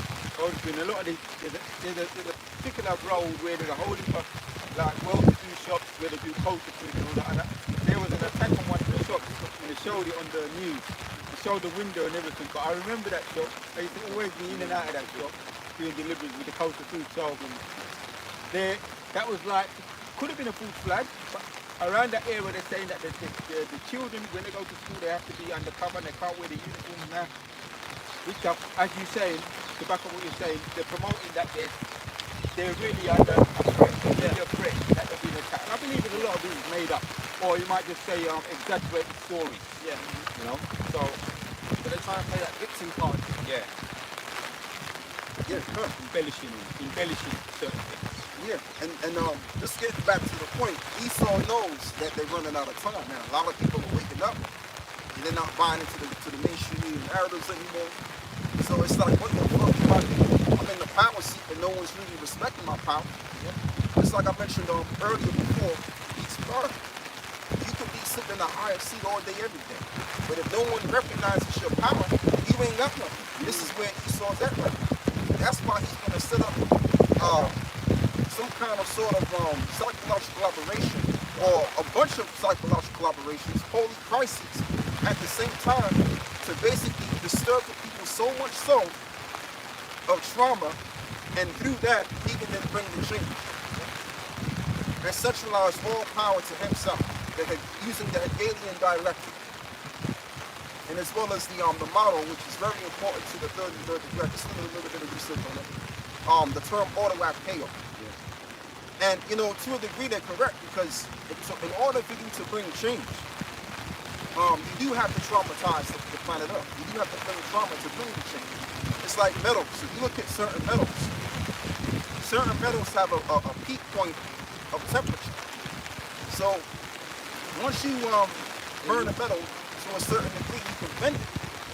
To add to that, that's why they call it losing your temper. Yes. Because when the metal gets heated to a certain point, that's when it loses its structural integrity. So like if you are someone who's got a, bad temper, if you lose your temper, you've lost your integrity, your structural integrity, you've broken down. Yes. Now you're bending. Yeah. You're out of character. So this is what Esau needs to do. He needs to exact a high level amount of trauma to bring the new change. However, this is the Lord's plan and idea working out that we gotta focus on. Because if you can, brother, read that to me again, Proverbs 19 and 21. And it's starting to rain real fast. The devil don't want us out here, man. He's still keeping his blood. Don't matter. That's right, my brother. This is an analysis. Reprove and repeat with all long suffering.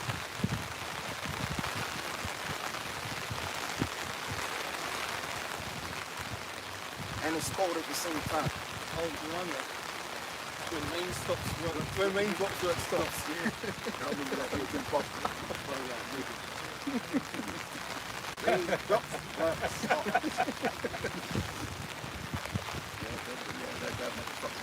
Listen, look. Proverbs 19, verse 21. Yeah. There are many devices in the man's heart. Oh yeah, someone get me Psalms 33 and verse 10 as well. Yeah. There are many devices in a man's heart. Nevertheless, the counsel of the Lord our power, Yahweh Basham Yoshai, that shall stand. Yeah, so we all of us have thoughts and ideas and purposes that we want to see play out. But you know what? Nothing trumps the purposes of God. Nothing does. So your idea may be in activation if it's a part of the purposes of the Lord. And we know that according to the book of Revelations, 13, 15, and 16, we know that they're going to bring the MOTB prophecy before other end-time prophecies, taken to are exact. Let me use that term instead. So we know this. We know that the time of Jacob's troubleness is going to take place as well. Right? All of these things. So this is what Esau is going to do. Esau is going to be instrumental in bringing the evil day. As it is written, the Lord has created all things, yea, even the wicked for the day of evil. So he's going to be instrumental in bringing in the evil time. And it's going to be the Lord pretty much plundering his heart to do that. Okay? So that he can lose it, as it is also written in the book of Proverbs somewhere, which says, what is it? Wrath hath slaked the sin of them. So they're going to be slaked by their own wrath. When they come in exact wrath, by that same wrath and energy, as it is also written in the book of, Galatians 6 and 7, for the most high is not mine. Whatever man saw, that should be also reap. So Esau's going to reap the same energy that he wished out, and if not much more. Go on. You want me to bring it out now? Yeah. Psalms 33, starting at verse 10 says, Yahweh bringeth the counsel of the heathen to naught. Yes. He maketh the devices of the people of none effect. Of none effect. Go on. The counsel of Yahweh standeth forever, the thoughts of his hearts to all generations. The thoughts of his hearts to all generations. So no matter if you were born in the 16th century to the 17th century, no matter what time you were born in, all men are under the strength and the power of the Lord. All right? And through his strength and power, his will is going to be what made manifest. Amen.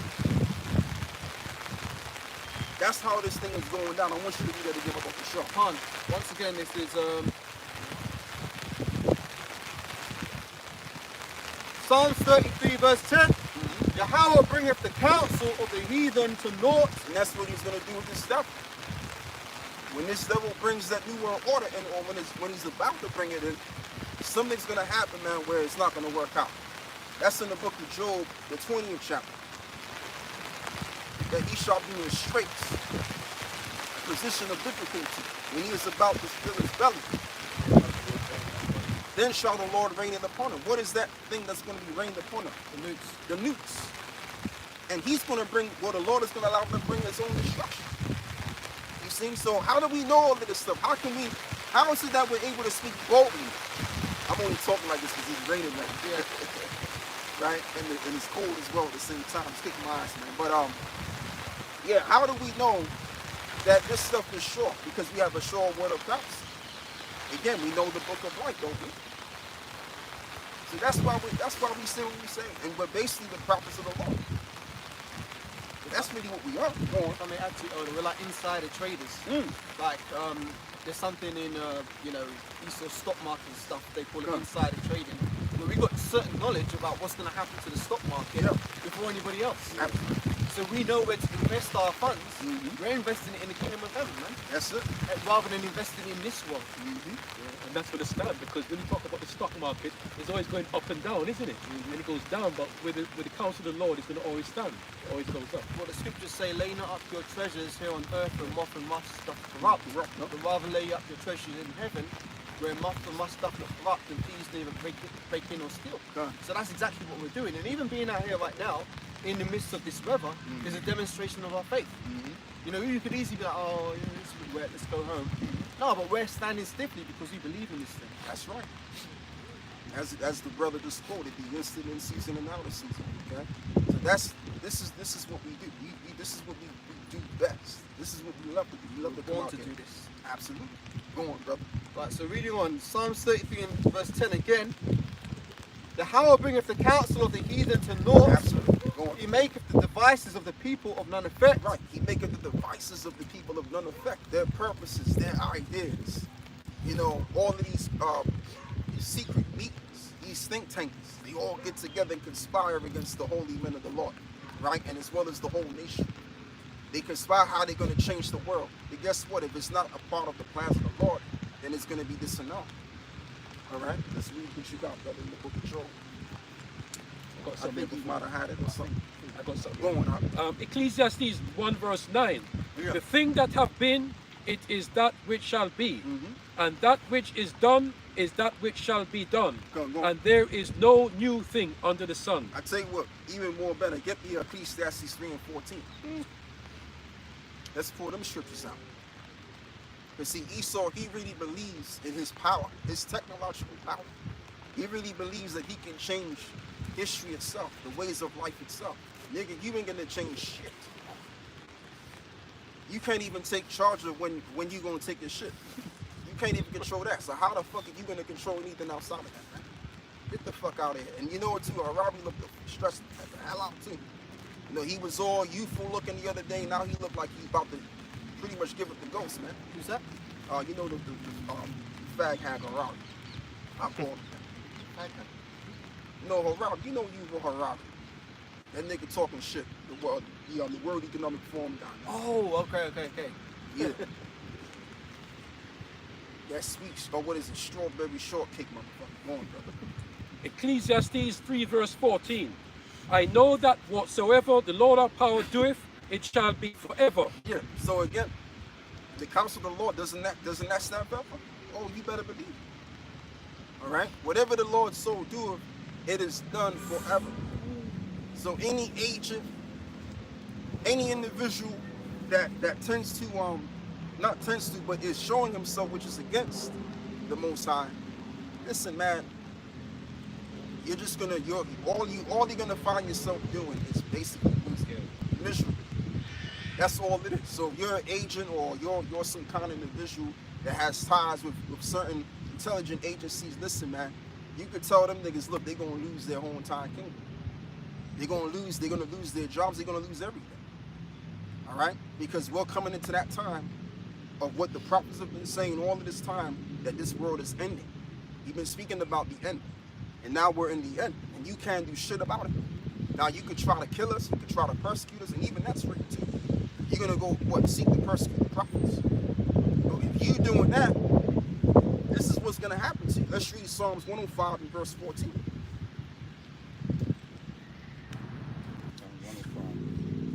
Because see, the prophets, they're the most important members, or should I say, men of the Lord, to the Lord, excuse me. They're the most important men of God. So if anyone touches the prophets, then guess what? You're going to get touched. It's just that simple. Reading Psalms 105, 14. Says, he suffered no man to do them wrong. Yeah, he reproved kings for their sakes.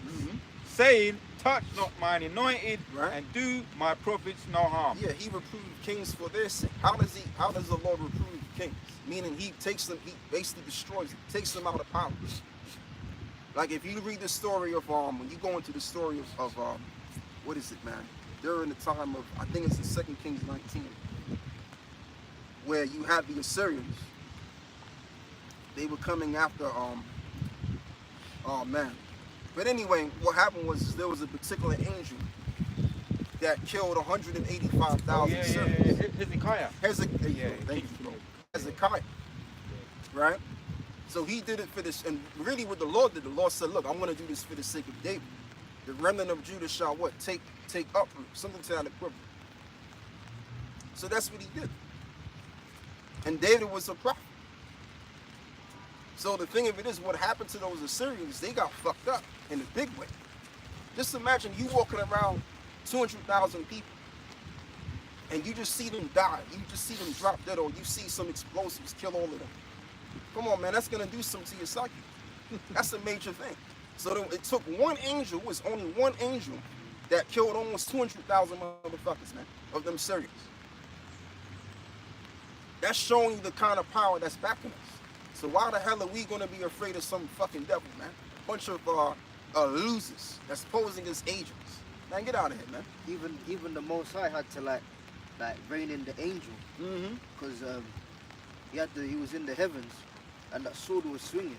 Yeah. And he wanted to keep going. He was doing too much hurt. Too much, and the Lord was like, "Yo, chill out." You know, kill everybody. Because them angels, they're programmed, man. If they're on destruction and kill mode, that's it. They'll just keep going and going and going. So even the Most High was like, "Yo, like, relax." You know, we took out all of them, man. Yeah. Absolutely. So I was the elder said, "Why the hell are we gonna be worried about Esau? And why are we gonna trust in guns, man?" Like Caleb said, the clip runs out, and now you're just standing there with a machine in your hand. That's useless. When you got angels that even the Lord himself has to tell them to slow down. Can I add to you, brother? Even in the book of Joshua, is it Joshua? When the Lord stopped the sun from going down to make this pure death. You know what I mean? So, that's the fear of the Lord too. See? So that's the power that we serve. So one angel can do that. And this is a less of an angel under the Yahweh Shah. How much more damage can Yahweh Shah do? And right. This includes Michael the Archangel. He's gonna be coming through too. Right behind Yahweh Shah. Right. So we need to be fan them guys, man. Not fan what Esau's gonna do. You know, you got this devil with the turkey neck coming down your throat, investigating you, man, interrogating you. Yeah, we found you did this and that. You know, the month of July, 2016, and, you know, we got the records and shows. Come on, man. Like, is that gonna make us flip out? No. The scripture says that what is it? The beginning of knowledge is the fear of the Lord. And we have the knowledge already. So when all hell breaks loose, man, we're gonna be scared of the Lord if we forsake the way. That's the attitude we're gonna have. What quick precept? We're not gonna select it, brother. We're not gonna have the attitude of, oh man, I don't know, because he said he got records and playing on psychological tactics on your ass. Nah, man, listen, we already got that covered, bro. We don't fear what man can do. We fear what the Lord Yahweh Bashman is going for. That's faith. You mentioned this about King Hezekiah earlier, yeah? Yeah. 2 Kings 19 and 31 says, "For out of Jerusalem shall go forth a remnant, and they that escape out of Mount Zion, the zeal of the Lord of hosts shall do this." Yeah, what was being done? Right. All of them people that they got fucked up. That was the zeal of the Lord. So isn't it the zeal of the Lord to establish the kingdom? Goddamn right. So you think, what is it, a very minute group of Edomites is going to stop the Lord's plan? Man, get the hell out of here, man. Go on, bro. Reading on, 32. "Wherefore thus saith the Lord concerning the king of Assyria, he shall not come unto this city, nor shoot an arrow there, nor come before it with shield, nor cast a bank against it." And when you go further down, when you skip, that's exactly what happened. He didn't even come in the city. His ass got the running away like a bitch, man. Because almost 200,000 of his men died. Yeah. So I'll tell you what, bro. Let's even drop that. Someone get me the book of Luke. What is it? Luke 21. Because the scripture says in Luke 21, it says that the powers on earth and heaven shall be shaken. Why are they going to be shaken? Because they're going to see the dramatizing power of our Lord and our Savior. And this is the time that we're transitioning to, man. We're transitioning to the day of the Lord. And that's why you got agents acting as though and playing their part. That's why Esau's about to stage all kind of psychological operations all around the place. Because the day of the Lord is approaching. That's really the thing we should be focusing on, man. Okay? And these niggas is around us posing as fucking agents. The Most High's gonna rip them into pieces. You want Luke 21 and 8? And then you know what's gonna happen too, according to the book of Daniel 12. According to the book of Daniel 12, the scripture says, "Some shall wake up to everlasting life, some to everlasting shame and contempt." So all of you niggas is posing as fucking angels, right? Or Satan's angels. Satan's angels. Guess what, man? Y'all gonna be ashamed of your damn selves when it's all said and done. Go on, my brother. You want Luke 21 and 8? No, 21, I think it's what is it? Is it 21 and 8? Take heed that you be not deceived, for many shall come in my name. No, not that. I'm talking about try on 34, 33. Or not 28. I think it's Take 28. heed lest ye yourselves be any time overcharged with surfeiting and drunkenness for the cares of this life. No. Try 28, verse 28. Luke 21 and 28, where it says that the powers have trouble shaking. Yeah, I've got 26. So I'm going to read from 26 to 28. let's start from 25. Luke 21:25 says, "And there shall be signs in the sun and the moon, and in the stars, and upon the earth distress of nations." Yeah, that's what we're seeing right now. What is it? Just last week ago, we just had an eclipse. Yeah. Oh yeah. And a new moon. And the new moon. And also you get your blood moons, don't you? From time to time. You sure do. Go on. And there shall be distress of nations, with perplexity, and the sea and the waves roaring. Right, and it shall be what? Distress of nations with perplexity. Remember when we just went into earlier before, how the Lord controls all things. Right? Because the Lord himself, as well as the elder apostle Paul said, that the Lord is subject unto his word. So at a particular point in time, certain things are going to play out according to the word. So it's playing out right now. So if the word is true, and we're seeing the word in the physical format through our own eyes, then what does that tell us? That we can trust in Yahweh Ba'ashim Shai because he's the author of this life. He's the one that brings in the good and the evil to fulfill his will. Okay? Go on. Men's hearts failing them for fear, for looking after those things which are coming on the earth. Right. You got these niggas getting together in this, this particular room, right? Inquiring about the UAPs, or as that's what we call it here in the UK. In America, they call it UFOs.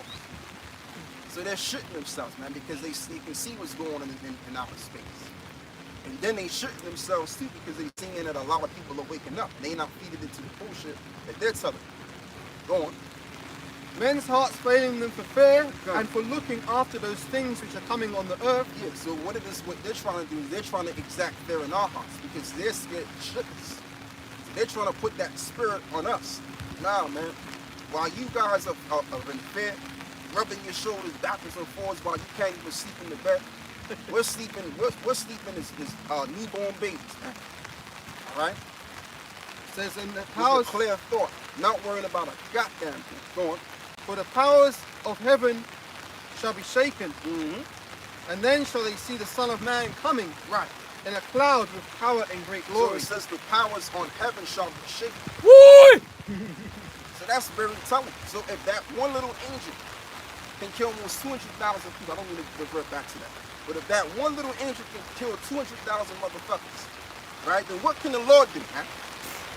It says when the Lord comes back, he's going to shake the planet up. Well, how many people did the Lord kill in the flood? Saved only 8 souls. See? Peace offender. And guess what? We coming into the second death, baby boy. Go on, brother. Isaiah 24, verse 20. The earth shall reel to and fro like a drunkard, I wonder why that is. Go on. and shall be removed like a cottage. Why is that? Because the Lord, when he makes his second return, the earth itself is gonna be shaken under his presence. Now you're gonna have two reasons why. Obviously the missiles, right? Because the scriptures also say that the destruction is gonna be heard on the other side of the world. I'm roughly paraphrasing, right? But I'm just speaking in general. When the Lord makes his second return, in this case, let me hold it for you. Right? The Lord's presence himself, his presence, his self is going to shake the earth. So he's going to be demonstrating his power, his absolute grandiose power. And that's why they're going to be shooting themselves. All right? Go on. I'll say it again. Yeah. Isaiah 24, verse 20. The earth shall reel to and fro Go on. like a drunken, and shall be removed like a cottage. Right. And the transgression thereof shall be very heavy upon it. Right. Meaning the destruction is going to be heavy upon it due to his transgression. The term transgression just means sin. According to the book of John, what is it? 1 John 3 and verse 4. So that's why the Lord is going to what? Destroy this place like he ain't never destroyed another place before. And Elder, Go on. and who are the main transgressors? Esau, Edom, Yeah. right? And And it they- says there, therefore shall be heavy upon it, and it shall fall and not rise again. And it shall So not- when the Lord put down, when Yahushua put down Esau, they are never going to rise again. That's right, my brother. Like it says in the book of, what is it, Malachi, that the Lord will not leave them neither root nor branch. So when you take the plant from the root, it can't grow back together. So this system is going to be out, finished. And this is what we're coming into, man. So I mean, yeah, we're going to come into some scary times, and you know, it's going to have some kind of effect on us emotionally. But the Lord is going to put that whole spirit of us. We're going to deal with it. If we believe in Yahushua, then guess what we're going to do with it, man? We're going to overcome with good. We're going to overcome evil with good. The good guys always win anyway. I mean, even Amalekites know that. That's why every film that they've made, they've always showed the good guy winning. So they know the deal, man. Yeah, so what else you got? What else scripture we have? Daniel. Oh, yeah. I forgot about that. One last precept. I haven't got anything on that. You got something, right? I haven't got nothing there, no. All right, yes, so let's get into the story. And then also, somebody get me Zechariah 13, 9 and 10. Just do the best you can. I know it's raining out there, man. They can go for you to stop. But yeah, let's get into this though. Go on. The book of Daniel, chapter 3, from verse 14. And it says, Nebuchadnezzar spake. All the way down to verse 24. Nebuchadnezzar spake and said unto them, Is it true, O Shadrach, Meshach, and Abednego? Do not ye serve my powers or my gods, nor worship the golden image which I have set up? Now if ye be ready, that at what time ye hear the sound of the cornet, the flute, the harp, sackbut, psaltery, and dulcimer, and all kinds of music, you shall fall down and worship the image which I have made. Well, but if you worship not, you shall be cast into the same hour into the midst of a burning fiery furnace. And who is that power that shall deliver you out of my hand? Shadrach, Meshach, and Abednego answered and said to the king, O Nebuchadnezzar, we are not careful to answer thee in this matter. If it be so, our power whom we serve is able to deliver us from the burning fiery furnace, and he will deliver us out of thine hand, O king. But if not, be it known unto thee, O king, that we will not serve thy powers, nor worship the golden image thou hast set up. Yeah, so they didn't really give a shit. They were very nonchalant about it.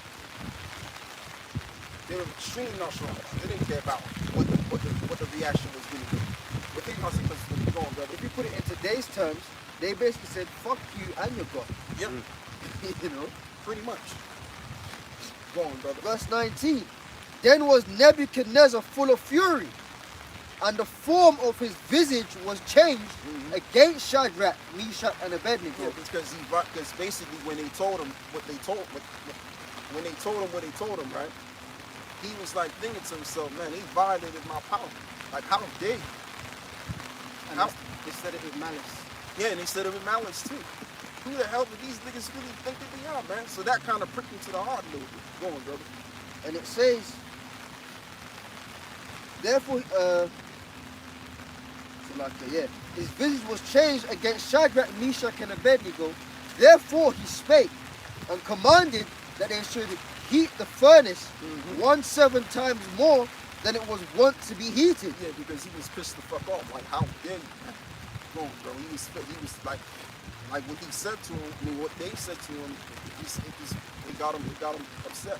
Because all of this time, he was in the spirit of just being able to tell niggas what to do. You know, if he told somebody to jump, they jumped. But these three guys, they wouldn't have it. They said, man, listen, man, we ain't gonna bow down to this. So they pretty much were within the book. They believed that really what it is, let me say correctly. They were under the fear of the Lord. They didn't fear this Nebuchadnezzar kind. They feared the Lord. And look what the fear of the Lord brought them. We're gonna go into it. Go on. Salaki, if I may, it reminds me of the 7 brothers and the mum Oh, were they trying to in make them, Maccabees. And one by one, they was putting them to death. And one of them was it stuck out his tongue and was basically taunting them because they understood that it said that they regarded not their pains. Because you got this case as we're getting into, or the elders getting into, where you can get in the fire and not be hurt, but then you've got the other case where you actually feeling the pain, but the spirit's on you to not even like care about it. You know? And you know what? Because they trusted in the Lord so much, they took it manfully. They trusted in the Lord. Yeah. But I tell you this though, I mean, I would even go as far as saying they fear the Lord. That's why they just dealt with it. Dealt with it, yeah. Because when you fear the Lord, man, you do anything. It says in verse 19, then was Nebuchadnezzar full of fury, and the form of his visage was changed against Shadrach, Meshach, and Abednego.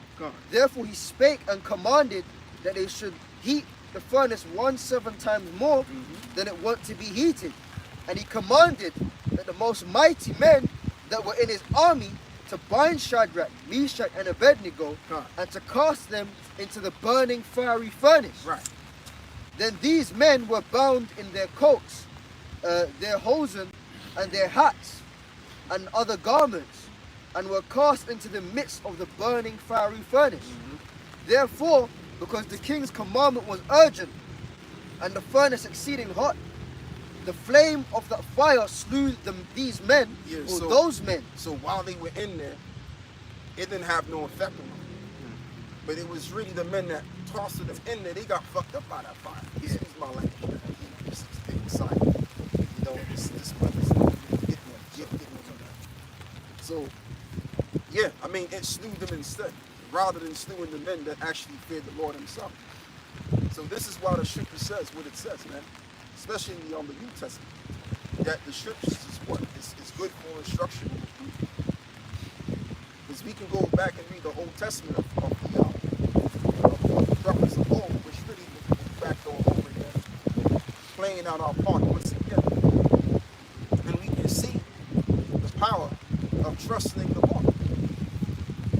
Even when I was just bringing out, you know, the Spirit brought it out. Okay? That one angel killed 200,000 Assyrians for the sake of Hezekiah, and also for the sake of David. Okay, so these things are written so that we can read on these things and apply these things in mind when all hell breaks loose. Because the time is going to come when, you know, it's going to be equivalent to the time of Messiah, 70 AD. When you had the Roman-Jewish wars and all that. And these devils, they're going to exact to wrath, as it is written in the book of Revelations 12 and 12, that the devil will come down having great wrath because he knows that he had but a short time. And he knows this already. I believe that they're in this particular point in time now, they're at the stage of knowing that the time is short. So what do you think they're going to do? They're going to do all kind of craziness, and then that would then justify them to exact violence. Go on. You want to say something? I was going to read it. I just say something. Oh, I didn't see you. Basically, like, what's going to happen is they're not going to stop prophecy, but what they will stop is they'll be able to put a stop to the ministry in the street. Because they can say things like, oh, these guys are the T word, inciting hate. So they may get us off the street, but that's not going to stop prophecy. But that brings in the fulfillment of the famine of the word. Absolutely. So the fact that if they're coming into that time now, that means that the elect must already damn near be sealed. Because the Most High is not going to stop us from teaching until the elect are sealed. So the fact that we see these things escalating means there's another sign of measuring the time diligently that we are near the end. Or, you know what? Because the Lord could do whatever the hell he wants. Let's just say you are elect and you don't even know this truth. You got certain, because they're part of that number. Good point. Yeah. So the Lord, you know, I get what you're saying. They help him. They help actually help him. That's by what trying to hinder it. Yeah.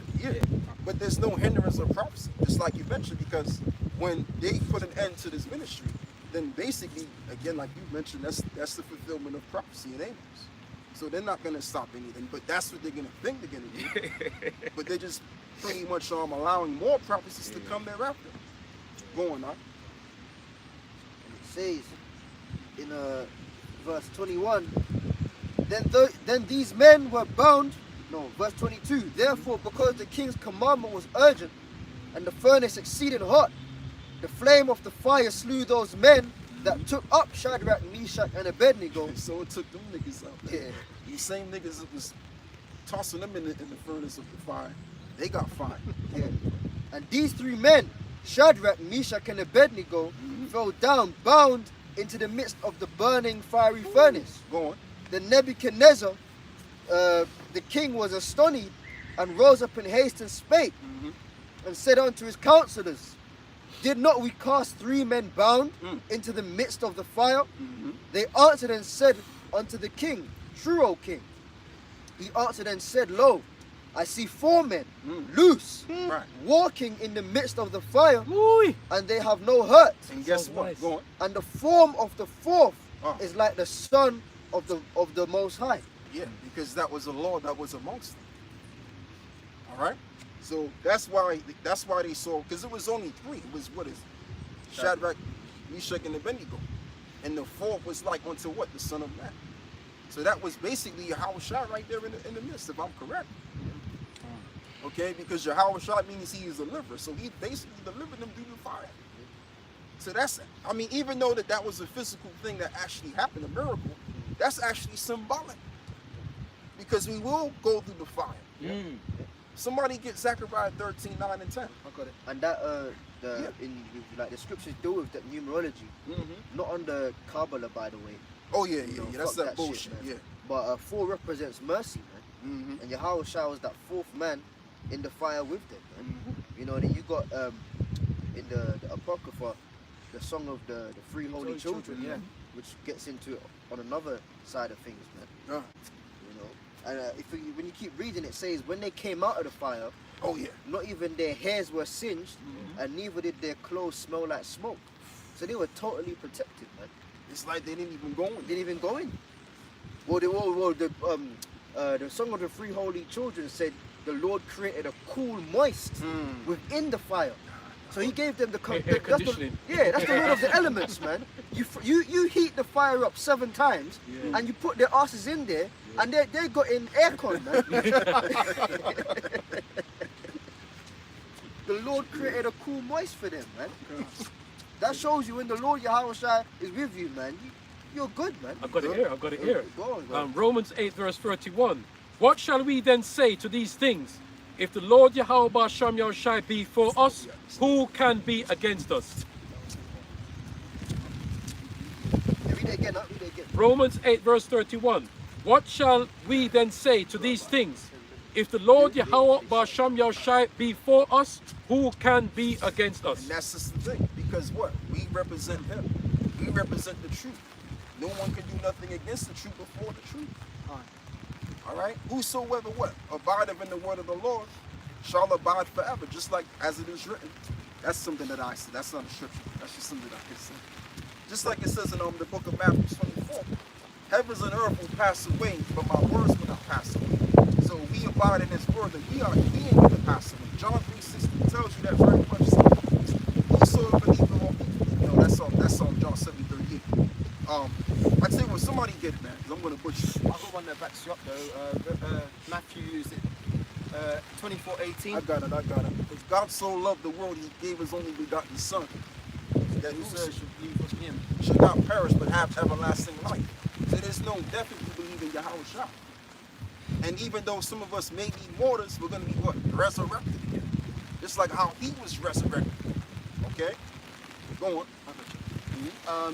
I was going to say, the one I was going to quote is Matthew 24:18. And remember that I am with you even unto the end of the world. Right. So Yahushua is with us if we remain with him. Yes. And I've got the one you called for, Zechariah 13, starting at verse 8. And it shall come to pass in all the land, saith Yahweh, 2 parts therein shall be cut off and die. But the 3rd part shall be left therein. And that's speaking about Babylon the Great. And I will bring the 3rd part through the fire. Right. So the Lord is going to bring the 3rd part through the fire. Go on. And I will refine them as silver is refined. Right. And I will try them as gold is tried. And I will try them as gold is tried. So through all of this affliction that the Lord is setting up through Esau, we're going to have to pass through all of that. Okay? And we're going to pass through all of that in flying colors if the Spirit of the Lord is with us. We may get hurt here and there. We may have an emotional reaction to it, but guess what? We're going to pass it. All things are possible with the all things are possible with the Most High. Philippians chapter 4 verse 13. I can do all things through Yahweh Shai. Absolutely. Nothing's impossible, baby. All right, so it don't really matter how far Esau go with it. And you know what? So I'm going to say this as well. The drama that's coming on the earth, it needs to come so that the change can be. Because great changes don't come when times are neutral. Whenever last did you have changing events happen through neutral times? It's never happened. A peaceful transition of kingdoms never happened. That's bullshit, man. So you need drama. I mean, you watch the news, they'll talk about how these innocent children being whatever with their heads, I don't want to say it, with their heads, and all these people dying innocently.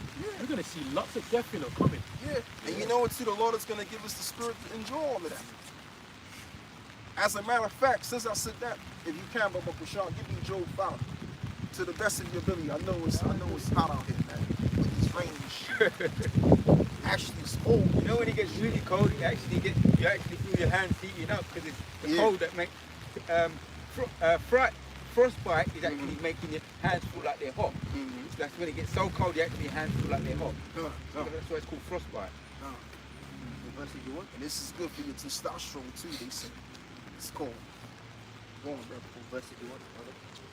Chapter Job 5. Yeah, Job 5, and I think it's what 20. I think it's like what 21. You know where it reads that thou shalt laugh at Oh destruction. yeah, I got you. Job chapter 5, verse 22. At destruction and famine thou shalt laugh, neither shalt thou be afraid of the beasts of the earth. Right, so that's two things right there. You're gonna laugh during the times of famine. You're gonna laugh during the times of destruction. So what kind of mental do you have to have? That's some bugged out shit.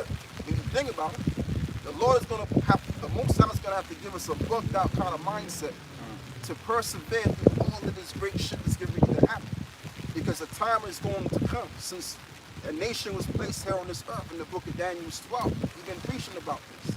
So now we're going to start to see it play out. And we're in the beginning stages of it. Look what's going on in Israel today. That's just a starting mark right there.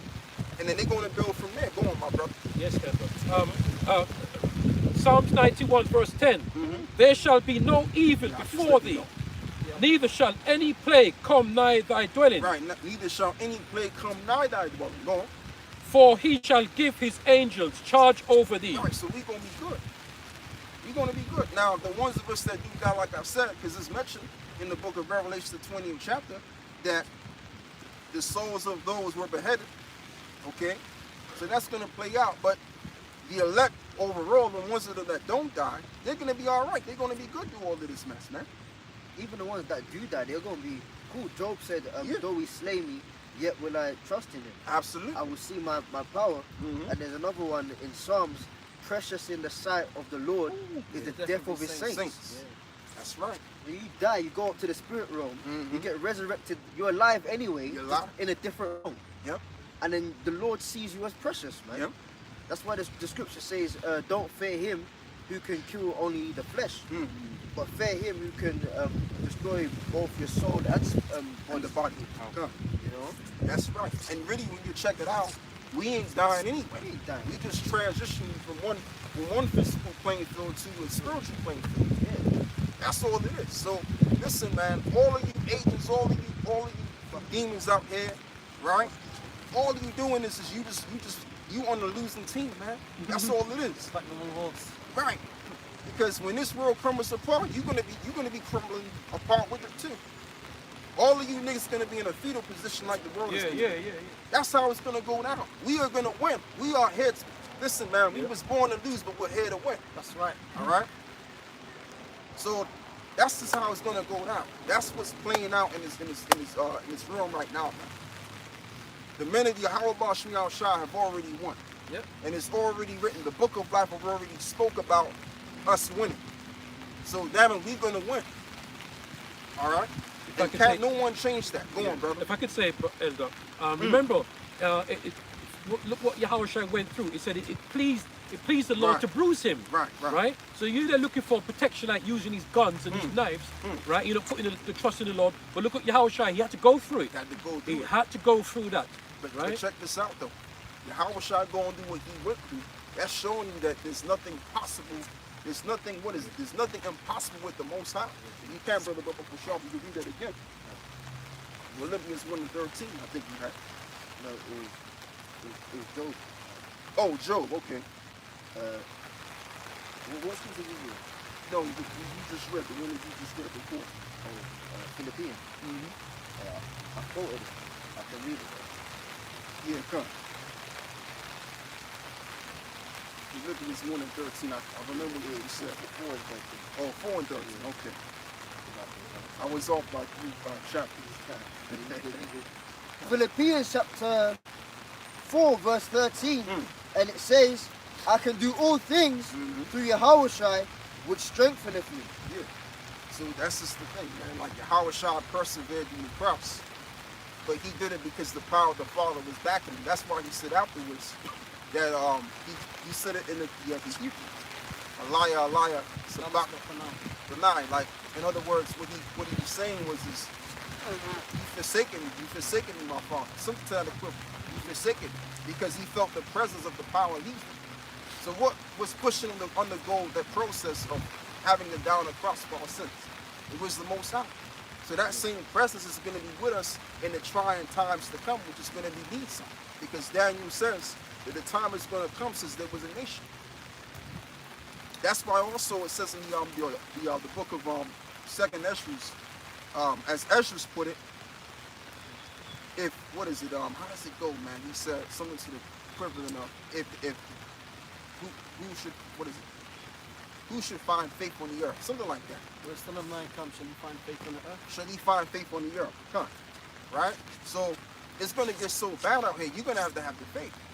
And that's why I'm gonna just speak in general. All of you brothers is in the street, you know, that's going through something, or you ain't getting what you want out of the deal and you getting all fucked up out of that one little thing. How you gonna make it with no hell breakers? If you can't deal with the little shit that you're having to deal with right now, how the fuck are you gonna deal with no hell breakers? You're not gonna be able to do it if you can't deal with this situation. Is that guy barefoot? And this is a part of you being patient. You know what I'm saying? Whoever this applies to, man, you have to learn to be patient. Because I know, man, like, you know, we young men, and we know how it is. We want shit quick. We want things in the way that we want it to be done. Right. Right. Yeah, so the thing of it is, in life, man, you got to understand this, right? And I'm not trying to sound like an old guy. I'm still relatively a young man like the rest of you brothers are. Okay? But I'm just saying, everything takes time, man. Everything takes time. You have to wait. Okay? Just because certain thing takes a long time, it doesn't necessarily mean it ain't never going to happen. It's going to happen. You just got to be diligent. Go on, brother. As you said, we have to wait. And this is a top scripture here. Proverbs Proverbs 3 verse 5. Yeah, read this and we're going to close out. Trust in the Lord our power with all thine heart, and lean not unto thine own understanding. And that's a beautiful scripture. That's beautiful. That hits the point right there. Lean not unto thine own understanding. So just because you don't see something going your way, man, fuck that. Fuck it. Eventually it will go your way. Just have to wait. You got to be patient, man. Because a lot of us, you know, as Israelites, man, we grew up not having patience. Yeah. You know, our parents want, you know, you hear your parents say, like, what's going on here, especially your moms, man. You know, like, shit don't go her way and she's all acting all out of character. So that mindset kind of rubbed up on us, the ones of us anyway. Yeah. Go on, bro. Hey, man, I fucking hate that. Salaki, man. Nah. Hey, so fuck, man. Everything just, you're rushing, man. You know, quick, now. Why? Right. Pace makes waste. Why, Waste, man? Waste, exactly. That's some woman shit, man. Fuck that, man. The Lord called us to be men, man. You know, we have the ability to move quick, but hey, man, sometimes we just gotta slow down, man. Yeah. Slow down and understand the process of things, man. Yeah. That Russian spirit, that's womanly, man. You're not thinking, you know, and then when it's time to leave the house with them, you'll be at the door. Oh, I forgot my bag. Oh, Right. I forgot my phone. Oh, where's my keys? Oh, I got my, yeah, because you're fucking Russian, man. how much more in the truth? We're at the end of days now, and then you're at the front door, as it were, ready to go. The chariots are here. This. If you just took your time, man, and slowed the fuck down, you'll be all right. It's like, and you know what it is too? It's equivalent to where, like, you know when you're running, right? And you about to step over the finish line. Yeah. Like, bro, you about to step over the goddamn thing, man. So just chill out, man. You gonna get yours, man. You just have to wait. Everybody had to go through, the authorization.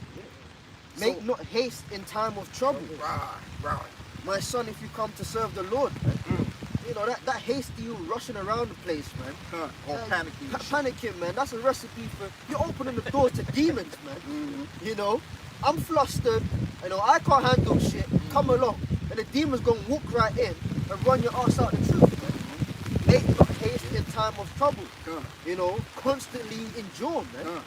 Can I add, brother? And that's why we have to put the Lord Yahweh Bashem Shai first. To end this now, it says, in all thy ways, acknowledge him, put him first, and he shall direct thy paths. And also the scripture says suffer wrongfully too. Sometimes you gotta suffer wrongfully, man. But when you suffer wrongfully and you just eat that, brothers is gonna have to look at you a certain way with respect. Respect, man, Because it's like, okay, well, this was said to the brother.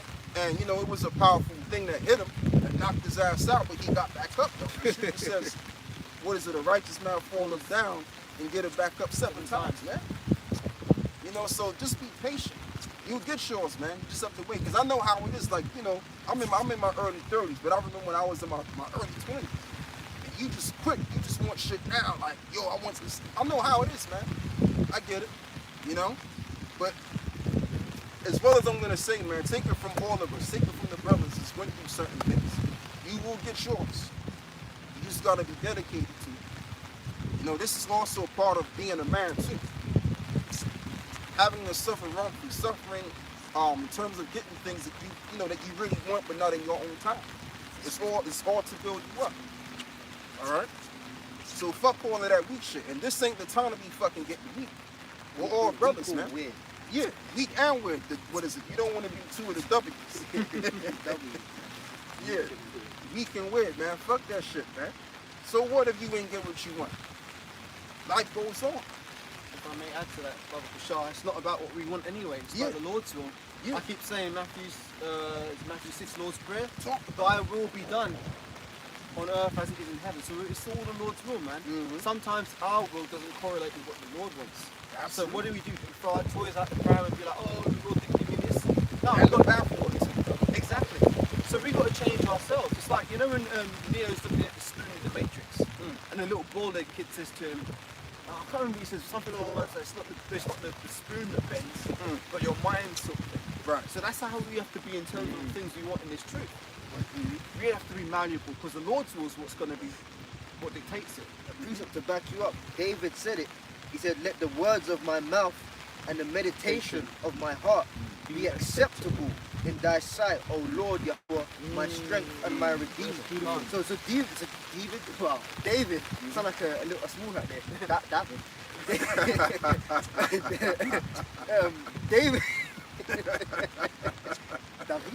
David said, man, basically, Lord, train me to think how you want me to be.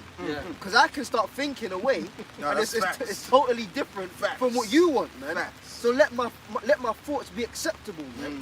I mean, whatever you want, let that be what I want, man. And that would kill all that noise in your mind, man. And sometimes you gotta go on the fast too.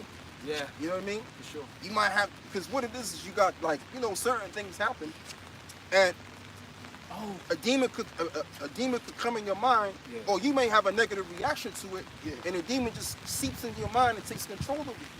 Putting that spirit of doubt in your mind. Or that rudiment of doubt in your mind. Let me say it correctly. The demon's there in the spirit realm right next to you, You're just in your bed laying down, and the demon's hovering over you. We've got him. You know what I mean? Because you gave heed, man. Yeah. That's why the scripture says, bringing every thought into subjection, man. Right. You're just sitting there contemplating, not rebuking yourself, and the demon's hovering over your bed. We have him now.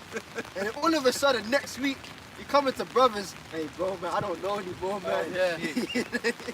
You know, it's funny, we laugh and we joke about it, but it actually happens every night, man. Look at that, it happens. Because, It sure does. what does it say? Sun brings upon the bed, Yeah. you openeth their thoughts and sealeth their instructions. Every night that happens, man. Yep. And sometimes, and, you know, check this out too, because didn't it also say in the book of Job, the 2nd chapter, it says that the sons of God were in the midst, right? And also Satan was there in the midst. So the Lord can put Satan inside of your mind, man, or a particular spirit which is satanic, while you're sleeping and have you do some fucked up shit. Or you might be at the camp, you know, all throughout the week, you know, or let's just say for 5 years straight, you know, you good. And then all of a sudden you do a spin of rooney on them. You know what I'm talking about. Those of you that are older. Right, you doing a spin of rooney on them, and you doing a 180 spin around. You a different nigga now. A new creature, but reborn in wickedness. That's right, right. So you don't want that mess. So that's why you gotta always be positive, man. Yeah. And don't worry about what you want, how you view it, because it may not be the case. And like you mentioned, brother, it's all in the will of the Lord. Right? And as it said there, it talks about the wiles of the devil. Right. And it comes in a physical form and a spiritual form. And a spiritual so we have to work double hard in it, you know? And I'm gonna even say this to you brothers as well, man. All of you brothers is watching, man. Always stay on top of yourself. The scripture says, examine yourselves that you may think you be not triple things. Go on, bro. Yeah, so I mean, yeah, that's pretty much it. We're gonna have to close now, because you know they about to close the park down. You know? What is it? They close every sundown, shit like that. So yeah, with that being said, we want to give all of the praises and the glory to the Most High and His Son. Yahweh, Ba'ashem, Yahushai, Ba'ashem, Chakadash.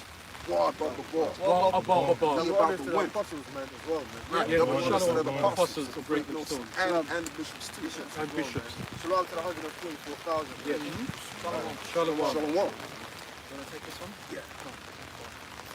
Go on. Cheers. Yeah.